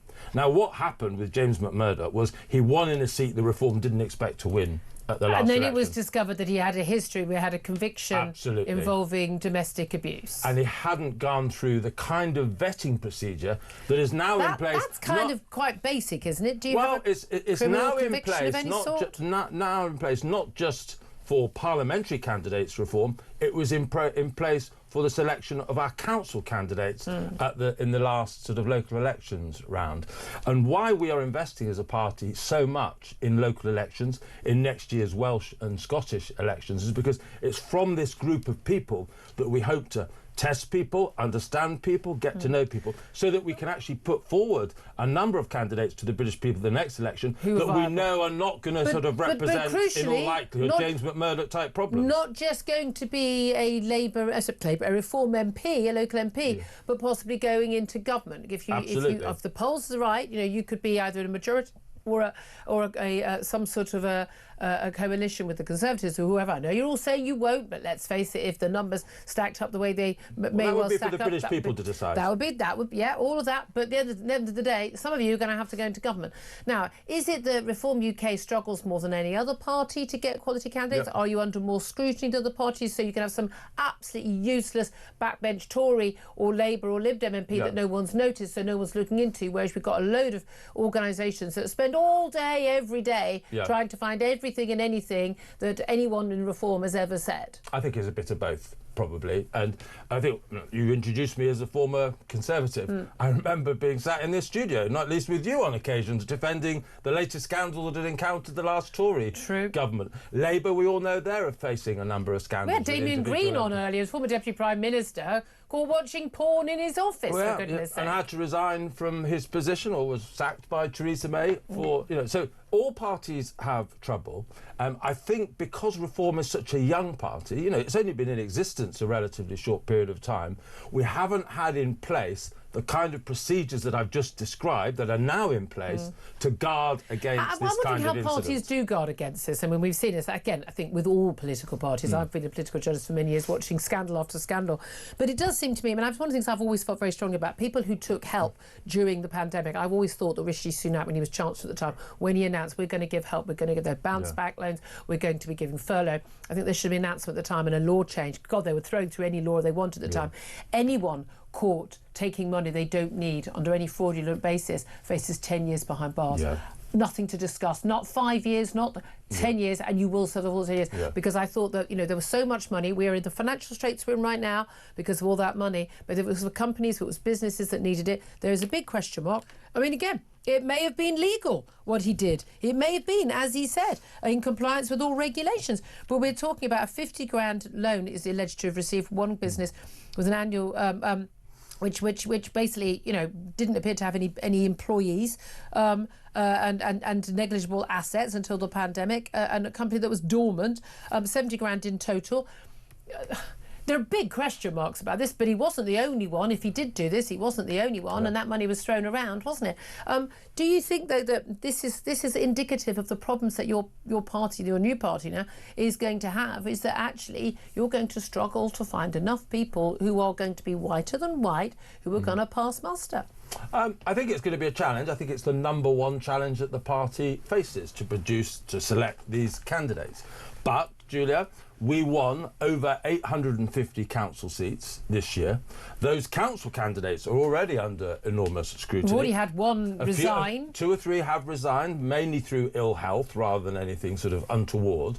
But the candidate process that we are now operating, you don't have to wait till the next general election. It's already in operation. So journalists such as yourself at Talk and in other organisations can examine the people we are selecting. So there is you understand the frustration feel, though. Oh God, there's another potential scandal again. He's denied any wrongdoing. We need to stress that. I can more than understand it. It can't be more than just Nigel Farage as a one-man band. I feel it myself. I was there coming up on Saturday to do a Times Radio interview, downstairs, and I thought, my goodness, I'm going to have to defend this now. Yeah. It's a perennial problem. Yeah, I feel it as well, and I can't stress enough how much of the limited resources Reform have are going into solving this problem. We know that the British people will expect us to have a slate of candidates that stand up to scrutiny, and they deserve it, and we make sure we will. Sam Armstrong's still with us. Now, you're a Conservative. Are Reform, though, under more scrutiny? Because, my God, there are an awful lot of people, I've got question marks raised about the Tories, the Labour. You've got a load of MPs no one notices. The sad truth is, no, it's 40% of Reform's MPs have gone wrong. And I do take issue with what Tim here says, which is that, we need to get candidates that stand up to scrutiny. Nigel Farage recognises that this country's in dire straits and he wants to completely reset the British state. It's a huge job, will require 120 ministers that don't just stand up to scrutiny, but are actually seriously good, capable people offence, as well. But your lot had loads of experience and had all those candidates vetted, and you did a shockingly bad job, as indeed of the current lot. I mean, that would be the argument I'd make. Tim Montgomery, thank you so much for joining us. Thank you for coming into the studio from Reform UK member now. More from Sam Armstrong. Up next, very similar name, Montgomery Toms is going to be here. He got arrested at the weekend, but what did he actually do that deserved arrest? We'll find out. This is Talk.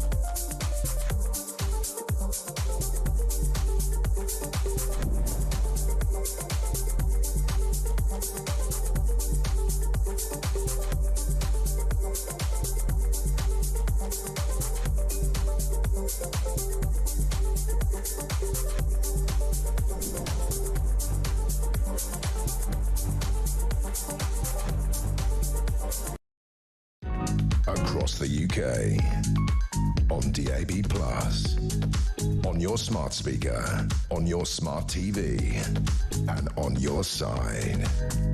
This is Talk.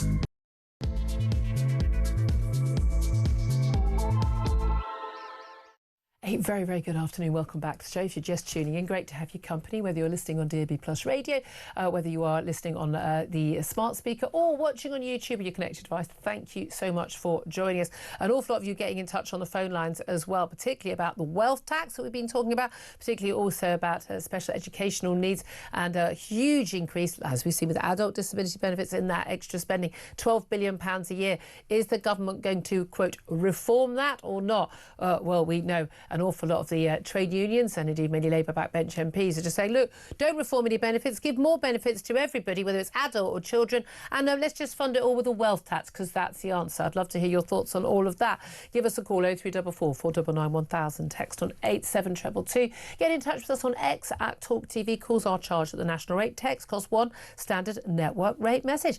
Coming up in just a couple of moments, we are going to be chatting to Montgomery Toms, a campaigner and activist who was arrested in London this weekend. We'll find out why in just a moment. We're also going to be talking about how a study has revealed that terrorists inside British prisons are teaching organised crime gangs how to make bombs. And in return for that, extremist inmates are learning from gang members how to launder money, how to use the dark web and get weapons that can be used in a terror attack. The study comes amid concerns over the rise of Islamist gangs following attacks on prison officers in jails. Comes, of course, also on the day of the 20th anniversary of the 7/7 attacks that left 52 people dead in London on tubes and buses, and, of course, 800 or more injured, many life-changing injuries. Plus, we're going to be talking more about Palestine Action, the newly proscribed terror organisation, is said to have created a secret website to recruit activists in an attempt to thwart the government ban. This after some 29 arrests at the weekend after basically a sit-in involving, well, pretty much all the usual suspects, lawyers, university lecturers, you know the type, saying they supported Palestine Action, which is now a criminal offence. Plus, we're going to be talking about the horrible, horrible events in Texas. The death toll from flooding in Texas has reached 80. It's predicted now it could top 100. It's including 28 children, amid fears it would rise further. As I say, President Trump called it an unimaginable tragedy, and the US President has declared a major disaster as rescuers trying to find at least 10 missing girls from Camp Mystic, the Christian camp overwhelmed when the River Guadalupe burst its banks on Friday. But why is there such a political battle going on in the States over whether or not this was caused by climate change or not? Brackets. It wasn't. Close brackets. Do get in touch. Give us a call, 0344 499 on anything you 1000. Sorry, anything you want to talk about. And also, don't forget, if you miss anything on the show, if you've just tuned in, you've missed a stonking show so far, mainly because of my guest, not me, but do take a look at the Julia Hartley-Brewer show YouTube page, and if you subscribe, you will never miss a thing. Right now, let me introduce you once again to Sam Armstrong, who's a Conservative commentator who's joining us in the studio. You also do a lot of work with Free Speech Union, so I know our next guest will very much interest you. His name is Montgomery Toms, and he is a freedom campaigner. He joins us in the studio. Very good afternoon to you. Montgomery, I was very interested to see over the weekend that you decided to go along to the Pride in London march. I don't know why there's another Pride in London march. I thought Pride was last month, but apparently it does go on all year. Sadiq Khan was tweeting about it. Doesn't allow replies, of course. But you decided to offer what you called a counter perspective. Tell us what you did. So ultimately, I went to the Pride March, and I went there with a sandwich board which stated... A big billboard, yeah. Yeah. And it stated, you know, there's the trans flag, which is significant, equals mental illness. Now, once upon a time, to be identifying as another gender was actually categorised as a mental illness. That's since been changed, but that was kind of World Health Organization. It is still treated as a mental health problem. I mean, that's why children who believe that they are born in the wrong body are being sent to psychologists. It is body dysphoria. It is a form. So, for instance, someone who thinks that I should have a third leg or only be born with one leg, 100%. And there are people who think that they are diagnosed with a mental health illness, body dysphoria. And one could argue that someone who believes that, well, I should have been born, I'm a man, but I should have been born with a woman's body, or a woman who thinks I should have been born with a man's body, doesn't match my brain. It is a form of body dysphoria. Absolutely, but I think the principle around this is less about what the sign says but more that I should have the ability to say that. Now, this is it. You were not harassing people who were joining the Pride March. You were just simply standing. So I arrived. I was there for about half an hour. I interacted with a couple of people, pretty amicable. Obviously, your choice, or did they approach you? They approached me, and then an officer came over and demanded that I remove the sign. Now, the sign. Let me clarify that lots of people fly the Pride flag. Now, it used to be the rainbow flag, and then it became the very complicated one that pushes trans ideology and Black Lives Matter and everything else. And it's the very big, the one with the black and the brown this is arrows. One with the pink. This is the pink turquoise, or pink, pale blue and white flag. This is specifically the one representing trans. Now, I think one thing you and I both share is that I believe that trans is an ideology. I don't believe it's a real thing. Someone is gay or not gay. Yeah, but no, absolutely. People who you either are or you are not sexually attracted to people of the same sex or the opposite sex.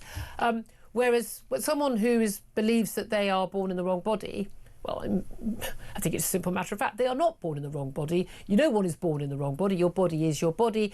If you identify and want to live as if you are the opposite gender, fill your boots, but you're not the opposite gender. We've recently had that established by the Supreme Court. So. Biological sex is a reality. It is based on the actual what a woman is, what a man is. You wanted to make your statement. Were you trying to harass people? Were you trying to anger people? Were you trying to provoke people? Well, that's what the police asked me, of course. And on principle, I just think that we should have, even on kind of a grassroots level, a reaction to something which I don't believe to be true, and also very harmful towards children specifically. There's loads of kids there, which shocks me. This is being promoted to them, this woke ideology that it's acceptable. It's in schools on a day-to-day basis. It's beyond in schools. It's just insane what they are doing. But when the police demanded for me to take it off, I refused. And I did that on the principle is I have freedom of speech and I have the right to demonstrate. And a lot of this is on video. Yeah. In the end, extraordinarily, watching the videos and reposted them at the weekend, 11 police officers. Well, it's worse than that because I actually walked away. So the initial officer that came to speak to me told me to take it off. I then refused, but I was sensitive to the fact that I didn't want to be overly antagonistic and end up in a jail cell. So I decided to walk away, and all of a sudden I was 2 streets away from the demonstration, and 9 cops arrived, plus 2 more a bit later. I was handcuffed. They followed you? Essentially, and came so their the issue was presumably that you were making this statement on the sandwich board. They thought my words were harmful. But you'd walked away from the Pride March. I'd walked away, and then they followed me, and then they handcuffed me. And their reason for doing that is, well, they don't really have a proper reason. You were asking, you were stating repeatedly that you had the right to exercise your freedom of speech. And they think it's public. Very calmly, by the way, very calmly. Well, it's important that we do, and they think it's public disorder, etc. But define that. I mean, clarify that to me in detail. How is what I've done going to harm anybody? And it seems to me, and they obviously didn't want to say this, that they're less concerned about me and more concerned about the individuals reacting to what I have to say. And I make the point really clear. Since when did we govern our country on emotion? We're supposed to govern on law. Well, weirdly, it's very similar to, say, groups organising with anti-Hamas posters at the supposedly pro-Palestinian marches we've had for the last year and a half every fortnight in London, that they've been told that, no, you're provoking, you could provoke disorder because someone in the march might not agree with what you have to say, when actually the problem should, if someone is provoked by seeing a placard or a sign, they are the problem, not the person holding the sign. But you kept pointing out to the police, and they were very quiet. They were barely speaking, weren't they? Clearly just, we've been told to come and arrest you. You're the problem at this point. That you had a legal right. Now, not just the Supreme Court, but Maya Forstadt, her case at the Supreme Court about the right to people, it is a protected, absurdly protected as a belief, even though it's reality. It's a belief, a protected belief that you can believe that, trans women are not women, etc. But do you think that some people might say, who agree with you and are concerned about trans ideology, that holding a sign up or wearing a sign that says trans equals mental illness, some people could say that is provocative and that is offensive? What would you say to that? Yeah, well, obviously I was asked that, and that was the motivation for the arrest. I mean, look, my response to that was, if the shoe was on the other foot, they wouldn't treat them the same way. And that's if you said, I'm offended by someone saying, trans is real, children should be and to which a lot of us have been attacked, maybe not physically, but verbally and emotionally for a long time now, just for saying that there's two genders. Yet, you know, obviously we don't get protected in any sense, and we're supposed to put up with that. So this is subjective policing. You can't, as I say, you can't police based off words and offending people. That's utterly ridiculous. We're seeing this constant attack of free speech online, all of these things. So my response to that would be, we have to maintain the right to use words freely, because it's a very slippery slope. I would say we're already almost down the end of that slope of the complete attack and removal of freedom of speech, freedom of expression. It's mental. It's against our constitution. It's against law. Fundamental principles. Well, look, you eventually ended up with 11 police officers surrounding you. You are standing, it's all on video, standing very, very calm and still, not being abusive, not just saying, look, I've got a right to do this. What happened then? Well, once I was arrested, I was taken to Charing Cross police station, and I was held. I mean, in total, from the arrest to the end I was there, you know, the whole process was about 10 to 11 hours by the time I'd sort of got out of the situation. But I was in a cell for about 9 to 10 hours. And in that process, obviously, I was interviewed and so forth. The interview was very interesting. I was going to say, what did they ask you? It was quite fun. I mean, honestly, Were you scared at any point? No, because I know fear. I'm more scared of having a country where we can't have this. Losing the ability to do this is more scary. Okay, so what did they ask you? I was asked in the interview, you know, about my intent, which is the most important thing, and they were very fascinated, and this will bring me on to my next kind of crucial point about what I do for work. They were quite focused on this, and I tried to explain, well, I do kind of a lot of campaigning and so forth. I'm very pro-free speech. And once they identified that a lot of my work revolves around Westminster, I have now been released on a pre-charge, but with bail condition to say I'm banned from the city of Westminster. I cannot enter. And if you can't do your job, can't do my job, essentially. So this is going to be challenged, and I assume what was the actual charge? So I've not. It's called a pre-charge. So they haven't told you? No.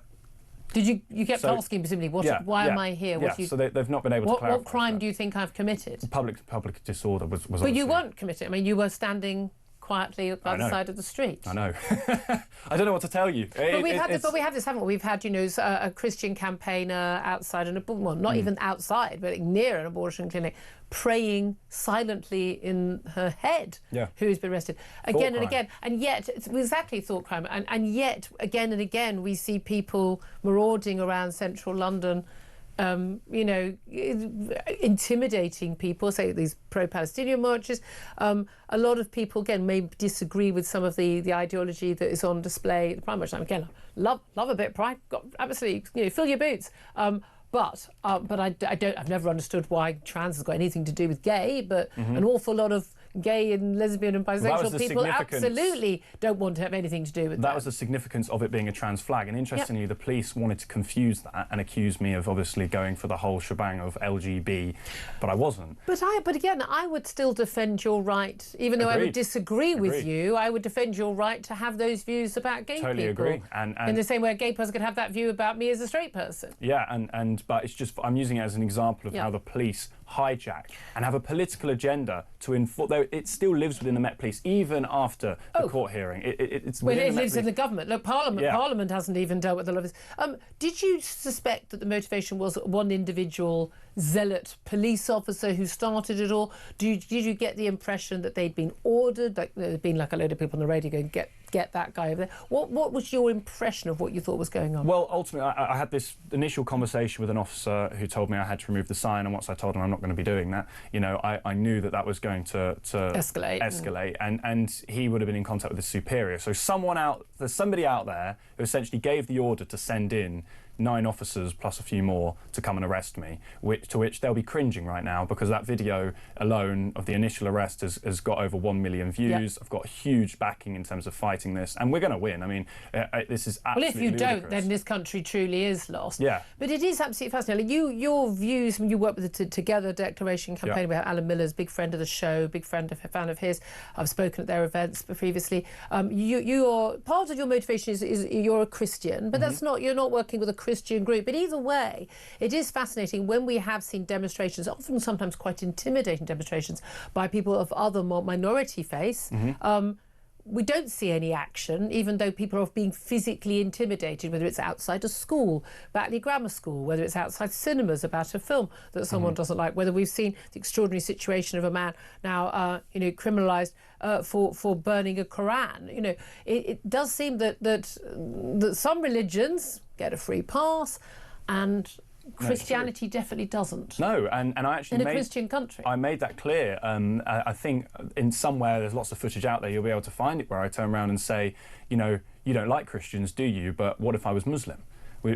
How would you react? Well, they'll probably think that's a hate crime too. But it's a legitimate question. It is.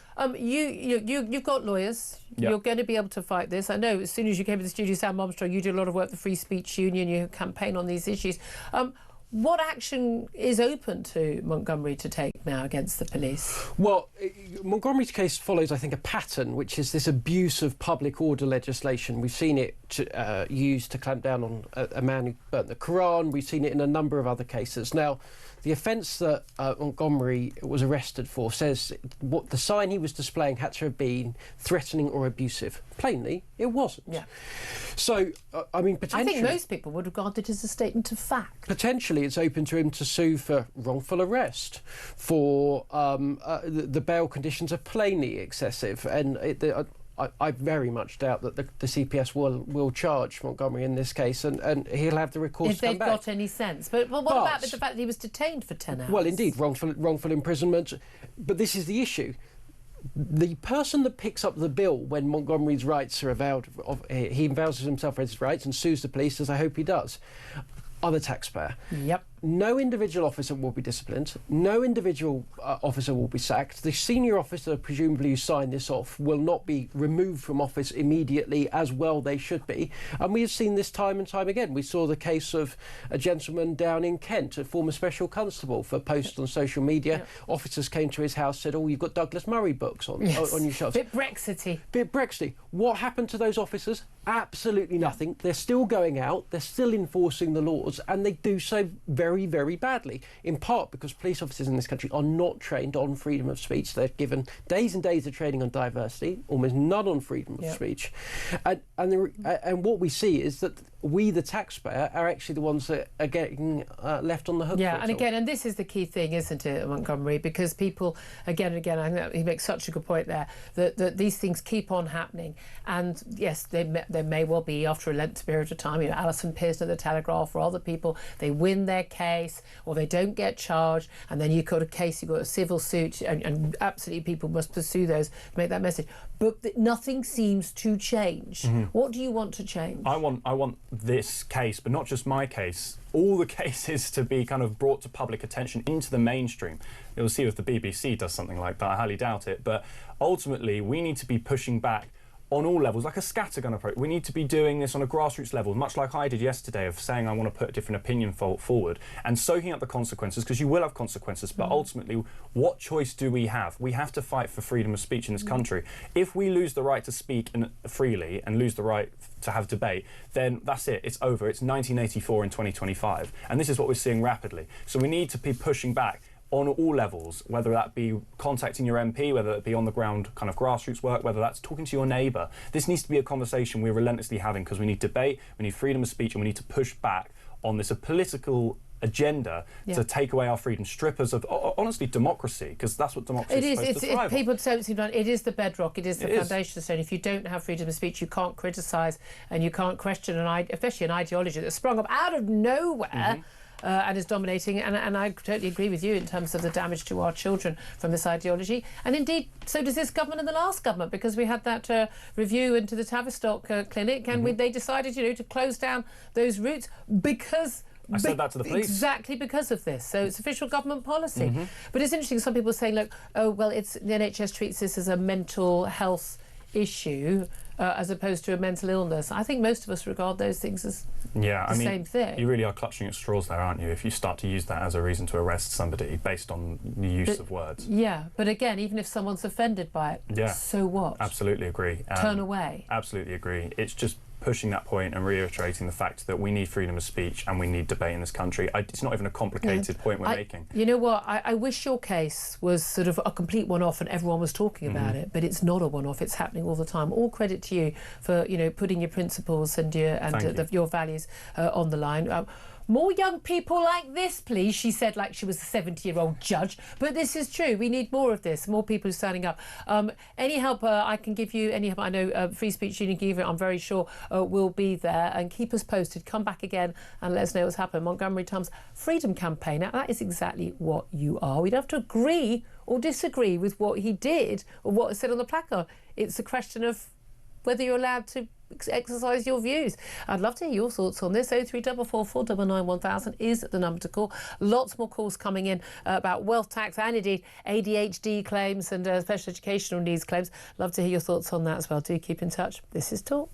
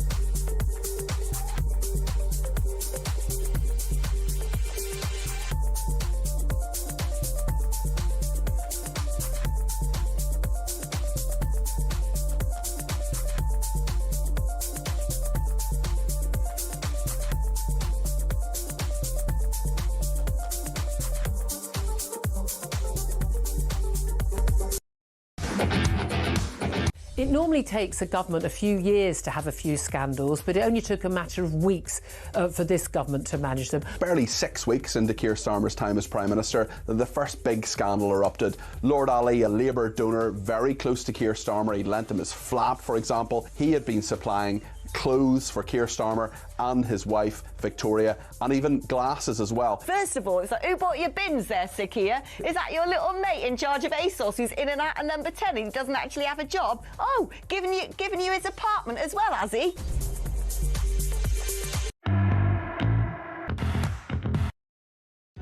Across the UK, on DAB+, on your smart speaker, on your smart TV, and on your side. This is Talk. This is Talk, a very, very, very interesting conversation there. If you just missed out the conversation with Montgomery Toms, who was arrested at the weekend, held in a prison cell for some 10 hours in total, simply for wearing a billboard saying, you know, he believes that trans is mental illness. A view he's entirely entitled to hold in a free country. 11 police officers involved. Those 11 police officers, by the way, were not arresting people for shoplifting. They were not arresting those people riding bikes at 30 miles per hour or scooters on the pavements or wrong way down roads. They weren't arresting anyone for littering or urinating in the street or cannabis smoking. No, they weren't arresting anyone for any of that. They were just standing around while a bloke exercised his legal right to free speech in this country. Good on him for standing up for that. I'd love to hear your thoughts on that. 0344 499 1000. If you missed that interview, do take a look at my YouTube page, Julia Hartley-Brewer Show. Hit subscribe and you can take a look. Right now, let's get to your calls coming in thick and fast, particularly about the wealth tax and this rise in ADHD and autism claims and special educational needs. And we're looking at a ballooning cost, £12 billion it's now ballooning up to. But should it be reformed? That's what the government's hinting at. Let's go talk to Vicky, who's in Norwich. Hello, Vicky. Hi, you right? Hello. Very well. What do you want to say, my love? I 100% agree. It's down to parenting with ADHD. I'm sure some people do have real issues. But it's a minority. Really winds me up. Letting your child up until 2 in the morning because you're a gentle parent. It's like a fashionable thing that they boast about. I'd be embarrassed. So would I. No. Liberal parenting is the worst. It's the worst, and it's really bad for kids. But then people think you're talking about sort of beating your kid or anything like that. It's just, I think kids are terrified when they think that they're in charge. I think kids want to know that the parents are in the room and are in charge. Yeah, I know. I do. We have someone in the family with 2 young children. Both apparently got ADHD. Of course they do. Up in the middle of the night, and they've got bags under their eyes. And I just think, seriously, stop. No, it's all right. Give them a computer game and another fizzy drink and a bit more food. That'll keep them quiet. It's crazy. It really, really bugs me, and I don't want to be paying for other people's incompetence. Yeah, well, that's the thing. It's bad enough, isn't it, when you've got disability and sickness benefits and people. I mean, I think some of these people, get the adults, they maybe think that they have a level of anxiety, depression where they can't work, but actually they're making their lives worse and we're all paying for it. But when parents do that to their children, but isn't the issue also that we don't, I know how people talk about, we don't judge people enough. We actually say, no, I'm sorry, that doesn't work. Here's what does work. You should do this. This works. Bedtime, routines, healthy meals. Your kids need to be, they need to be exercised, especially boys. That's why we've got, more ADHD boys. They need to be out, run around like dogs, for goodness sake. Everyone knows that who's paying attention. It's crazy, and it's become a societal thing where it's not even a shame. I'd be so ashamed. Yeah. And it's just like, oh yeah, they've got ADHD. That's why they No, you're not doing your job properly. Yeah. And again, I'm sure you'll agree with me and all of our guests today. What we really want to do is to make sure that the children who really do have those issues get the help they need, and we need to target it at them. So we can't have every Tom, Dick and Harry signing up to this. Vicky, thank you for your call. Appreciate that. Everybody, hold on to your hats. It's Georgina in London. She's on the line. Georgina, good afternoon. What do you want to talk about? Good afternoon, my darling, and good afternoon to Sam if he's still there. I don't know whether he is. You got the loveliest smile from him just then for that. Oh, bless his heart. Well, I want to get this out of my system before I actually have a stroke, because I'm at that age now. It's about the tax rate, Julia. It doesn't surprise me in the slightest that the government keep coming back to raid the public purse. As you know, we've got a chancellor who's ill-qualified to balance the books and burst into tears when the going gets tough. So much for the Iron Chancellor. We have put our country and finances in the hands of a government that prioritises the well-being of illegal migrants and ridiculous net zero and DEI ideologies instead of concentrating on the economic growth and safety of the shores of this country. I've said it all along that having a Labour government is like putting a loaded gun in the hands of a child. We will feel with ADHD. Well, I've got a son who has autism, and let me tell you, structure, routine, exercise works wonders. We'll feel the full force of tax rises in the autumn, as well as that they're going to hit the pensions too, Julia, as they are desperate to raise money for the ever-increasing welfare bill and illegal migration, breaking the backbone of our Britain. This socialist government keeps promising change that it cannot fund without them having to keep doing an impression of Oliver. Please, sir, can I have some more? To the hard-working taxpayers of this country, the whole of the problem can be eliminated by cutting immediately funding to immigration, DEI, net zero, and foreign aid, so as we can start to help our country back up off its knees. That's Georgina's solution. Georgina, I'm going to have to cut you off because we're going to finish on air at 1. Georgina, it's always a pleasure. Honestly, she's the sanest woman on the planet. I'd put her in the Treasury. She wouldn't be blubbing everywhere either. Georgina, thank you. Sam Armstrong wants to come back. Of course, she certainly had her Weetabix this morning. Every morning. Georgina, breathe. Every breathe. morning. You're right, but breathe. No, don't. Never change, Georgina. Right now, you'll have heard, actually, the first show over the weekend, but the reunion of the century has already happened. We are giving you a chance to win a pair of Oasis tickets. This time it's in Manchester on July the 19th. That's coming up very soon. You heard that right. Oasis Live 25 is sold out, but talk can get you in. That's not all, though. Alongside the tickets, we're going to put you up for a night in a hotel, and we're going to put $5,000 in your pocket, completely tax-free. Listen up right now to everything you need to know and how to enter. On iArcade, you have to be over 18 to enter in the UK, excluding Northern Ireland, for the chance to win a pair of tickets to the most electrifying rock and roll reunion of the century, a hotel stay and $5,000 spending money. Text the word WIN to 83338 by Monday the 7th of July at 11 p.m. and you'll be entered into the draw to go supersonic this summer. Text costs £2 plus one standard network rate message. You must have the bill payer's permission or post your name and number to Oasis Prize Draw, PO Box 3190, Colchester CO2 8GP. To arrive by 5 p.m. on the 10th of July. This is a TalkSport limited promotion run on TalkSport, Talk and Virgin Radio UK stations. Full T's and C's at talksport.com. Good luck, yeah? Sorted.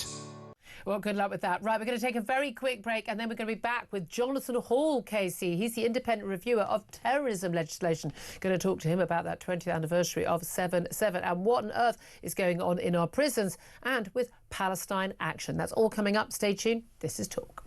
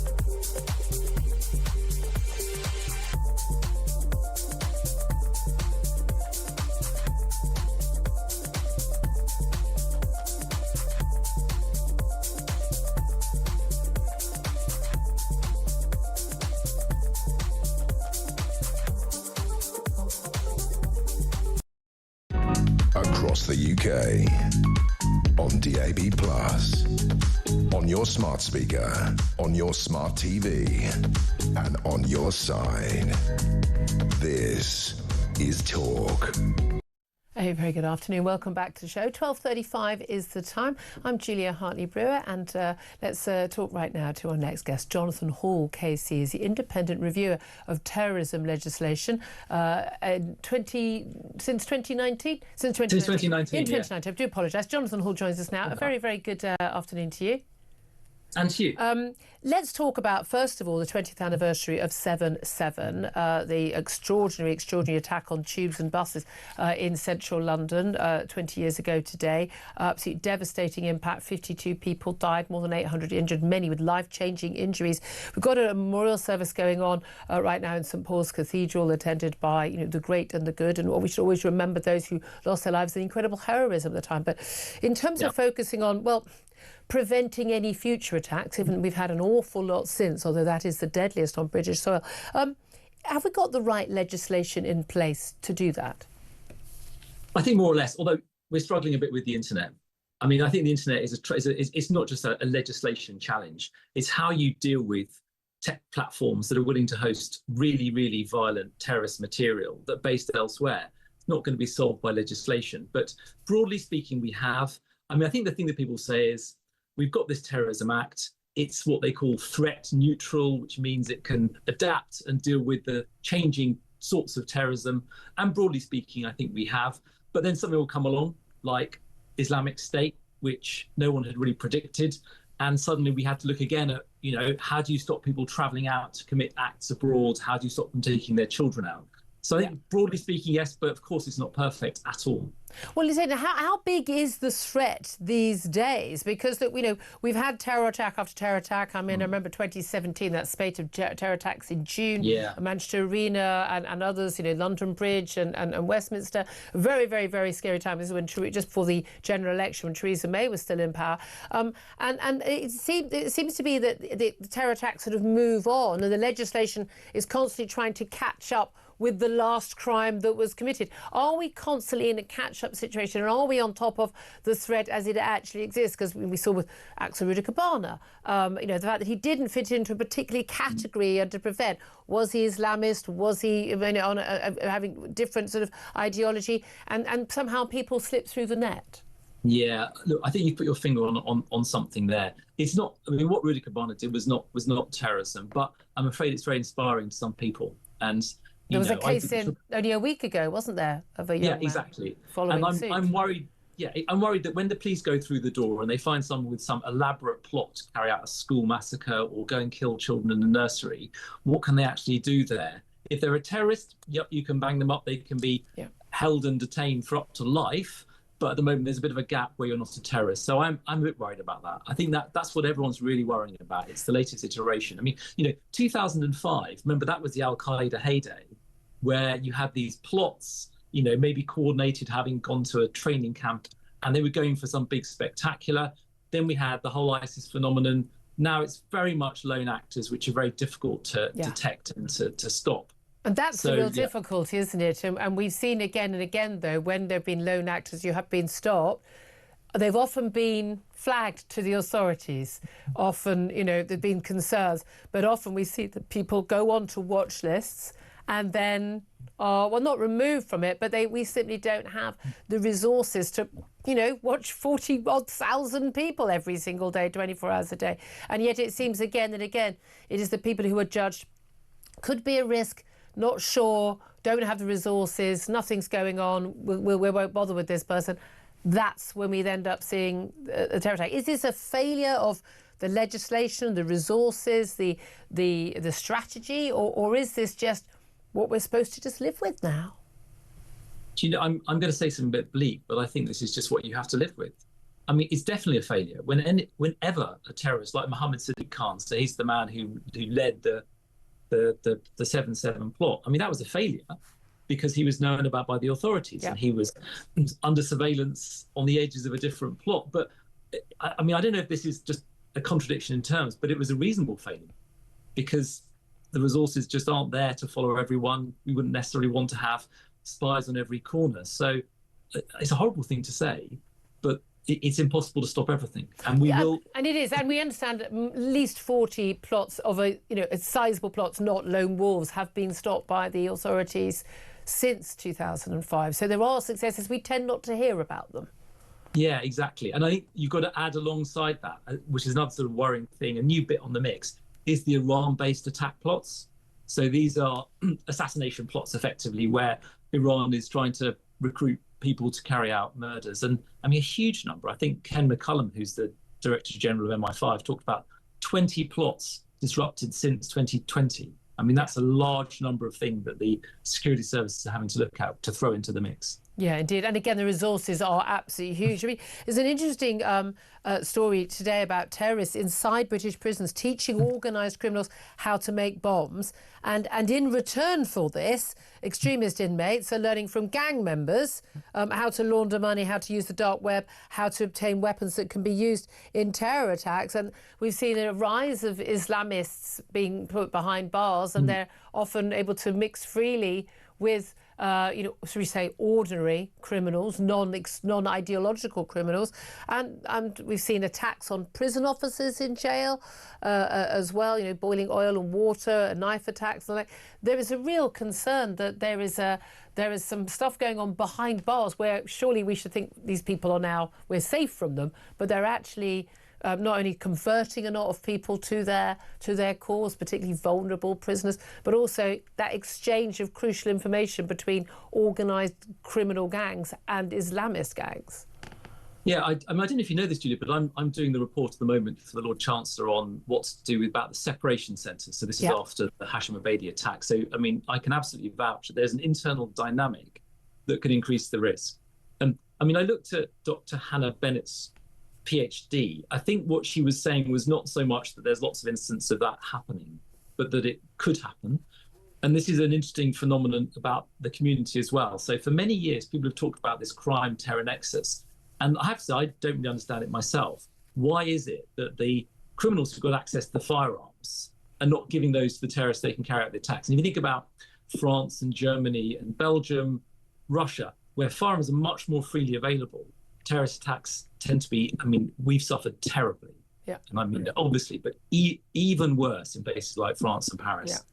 They've suffered enormously. Now, I can't explain why that hasn't happened. Even in France. But I mean, we saw the Bataclan, they had weapons of Bataclan, but most of the attacks we've seen, even in mainland Europe, have been, sort of again, with a car, with a lorry, crashing into people at a Christmas market, or someone with a huge big knife stabbing people, going on a rampage, not with a weapon that's hard to get hold of, like a semi-automatic rifle.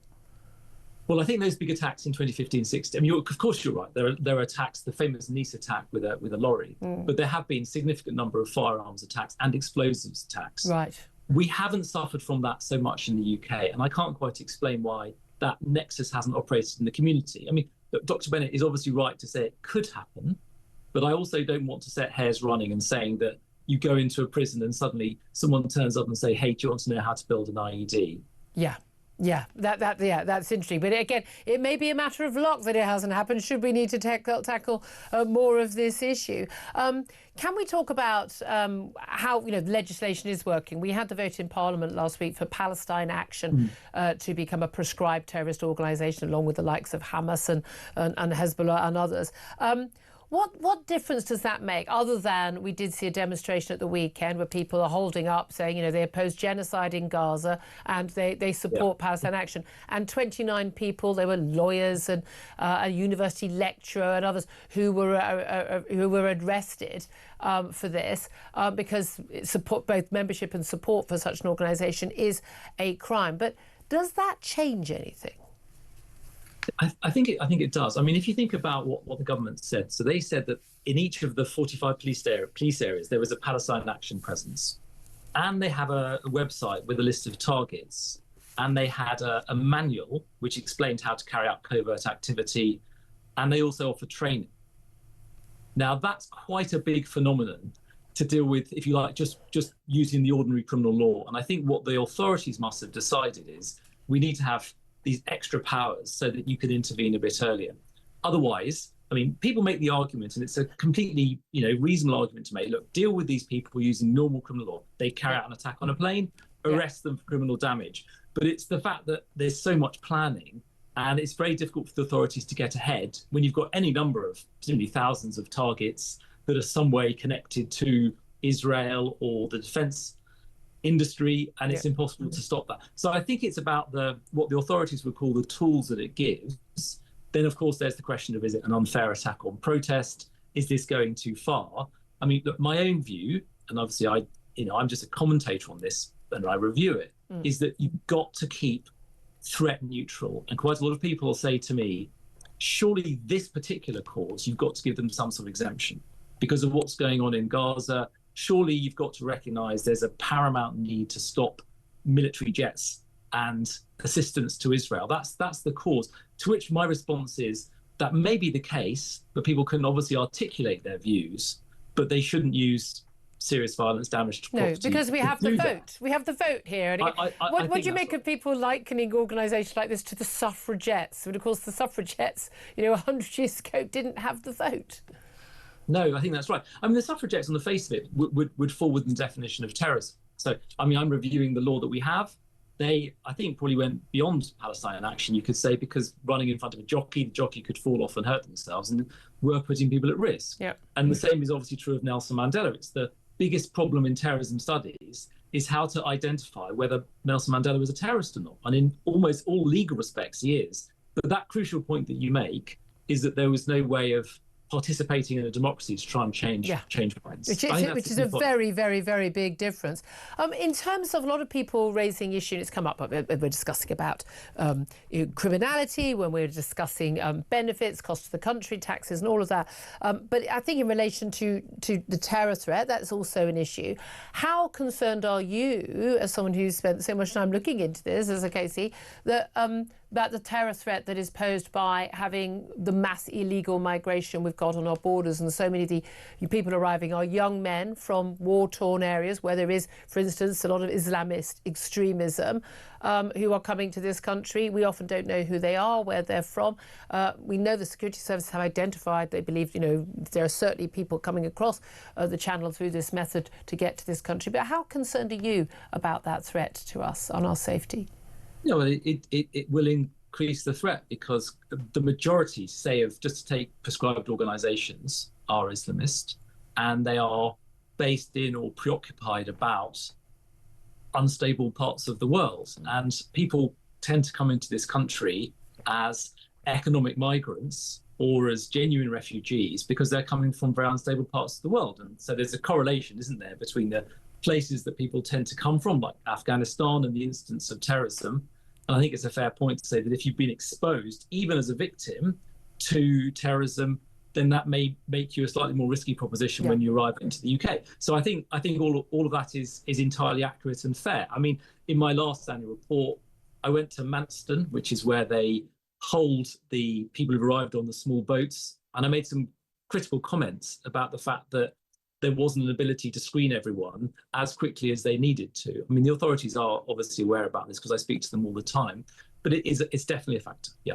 Really interested to talk to you. Jonathan Hall, Casey, thank you very much indeed. Always work as an independent review of terrorism legislation. We need people to do reforming this. Some looking at it. Sam Armstrong, what do you make of that? Well, I thought his remarks on migration were very interesting, very straightforward. He says, look, the more of these people, especially from the most dangerous parts of the world, turn up on our shores, the greater the risks we're going to have, that we're going to face. And of course, the response to that is we all have to face clampdowns on our own liberties. And his job is to get that balance right, to help the government find that balance. But I thought was what very telling. We said earlier about it being quite bleak and just saying, like, well, no, this is how we live now. But it shouldn't have to be. No. We chose, our political leaders chose this for us, didn't they? By importing this problem. This wasn't a problem until some years ago. But there we are. Love to hear your thoughts on that. 12:49 is the time. Up next, we're going to be talking about those Texas floods and the battle between Democrats and Republicans over whether or not this was down to climate change. Numerous children have lost their lives. Is it anything to do with climate change? Well, we'll find out next. This is Talk.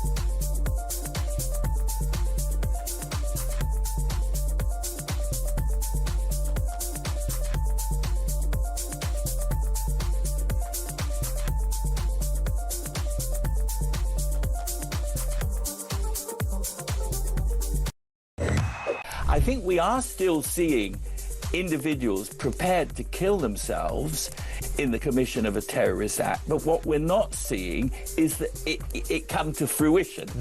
The security services have a much better idea of whom to look for and what to look for than they did have 20 years ago, when it was all, you know, rather hazy and there was no joined up thinking.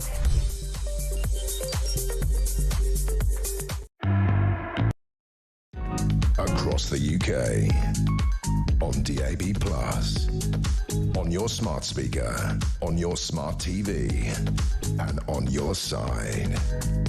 This is Talk. This is Talk, the home of common sense for me, Julia Hartley-Brewer. 12:52 is the time. Alex Phillips is going to be here in just a couple of minutes. So rare I get to be in the same studio as her. She's standing in for Ian Collins at 1 o'clock. First up, though, let's talk more about those Texas floods. Absolutely horrific scenes over the weekend, which have left a horrible death toll. Already we're looking at a death toll of 80. Some say it could be as high as 100. And it involves 28 children, including a bunch of primary school-age little girls at a Christian summer camp on the banks of the river Guadalupe after it burst its banks on Friday. Absolutely horrific scenes. If you've not seen any of the footage, it is quite extraordinary how fast this river just absolutely, it rose 7 feet from 7 feet to 29 feet over just a few hours. In some of the footage, it's just absolutely devastating in terms of the damage that was done so quickly.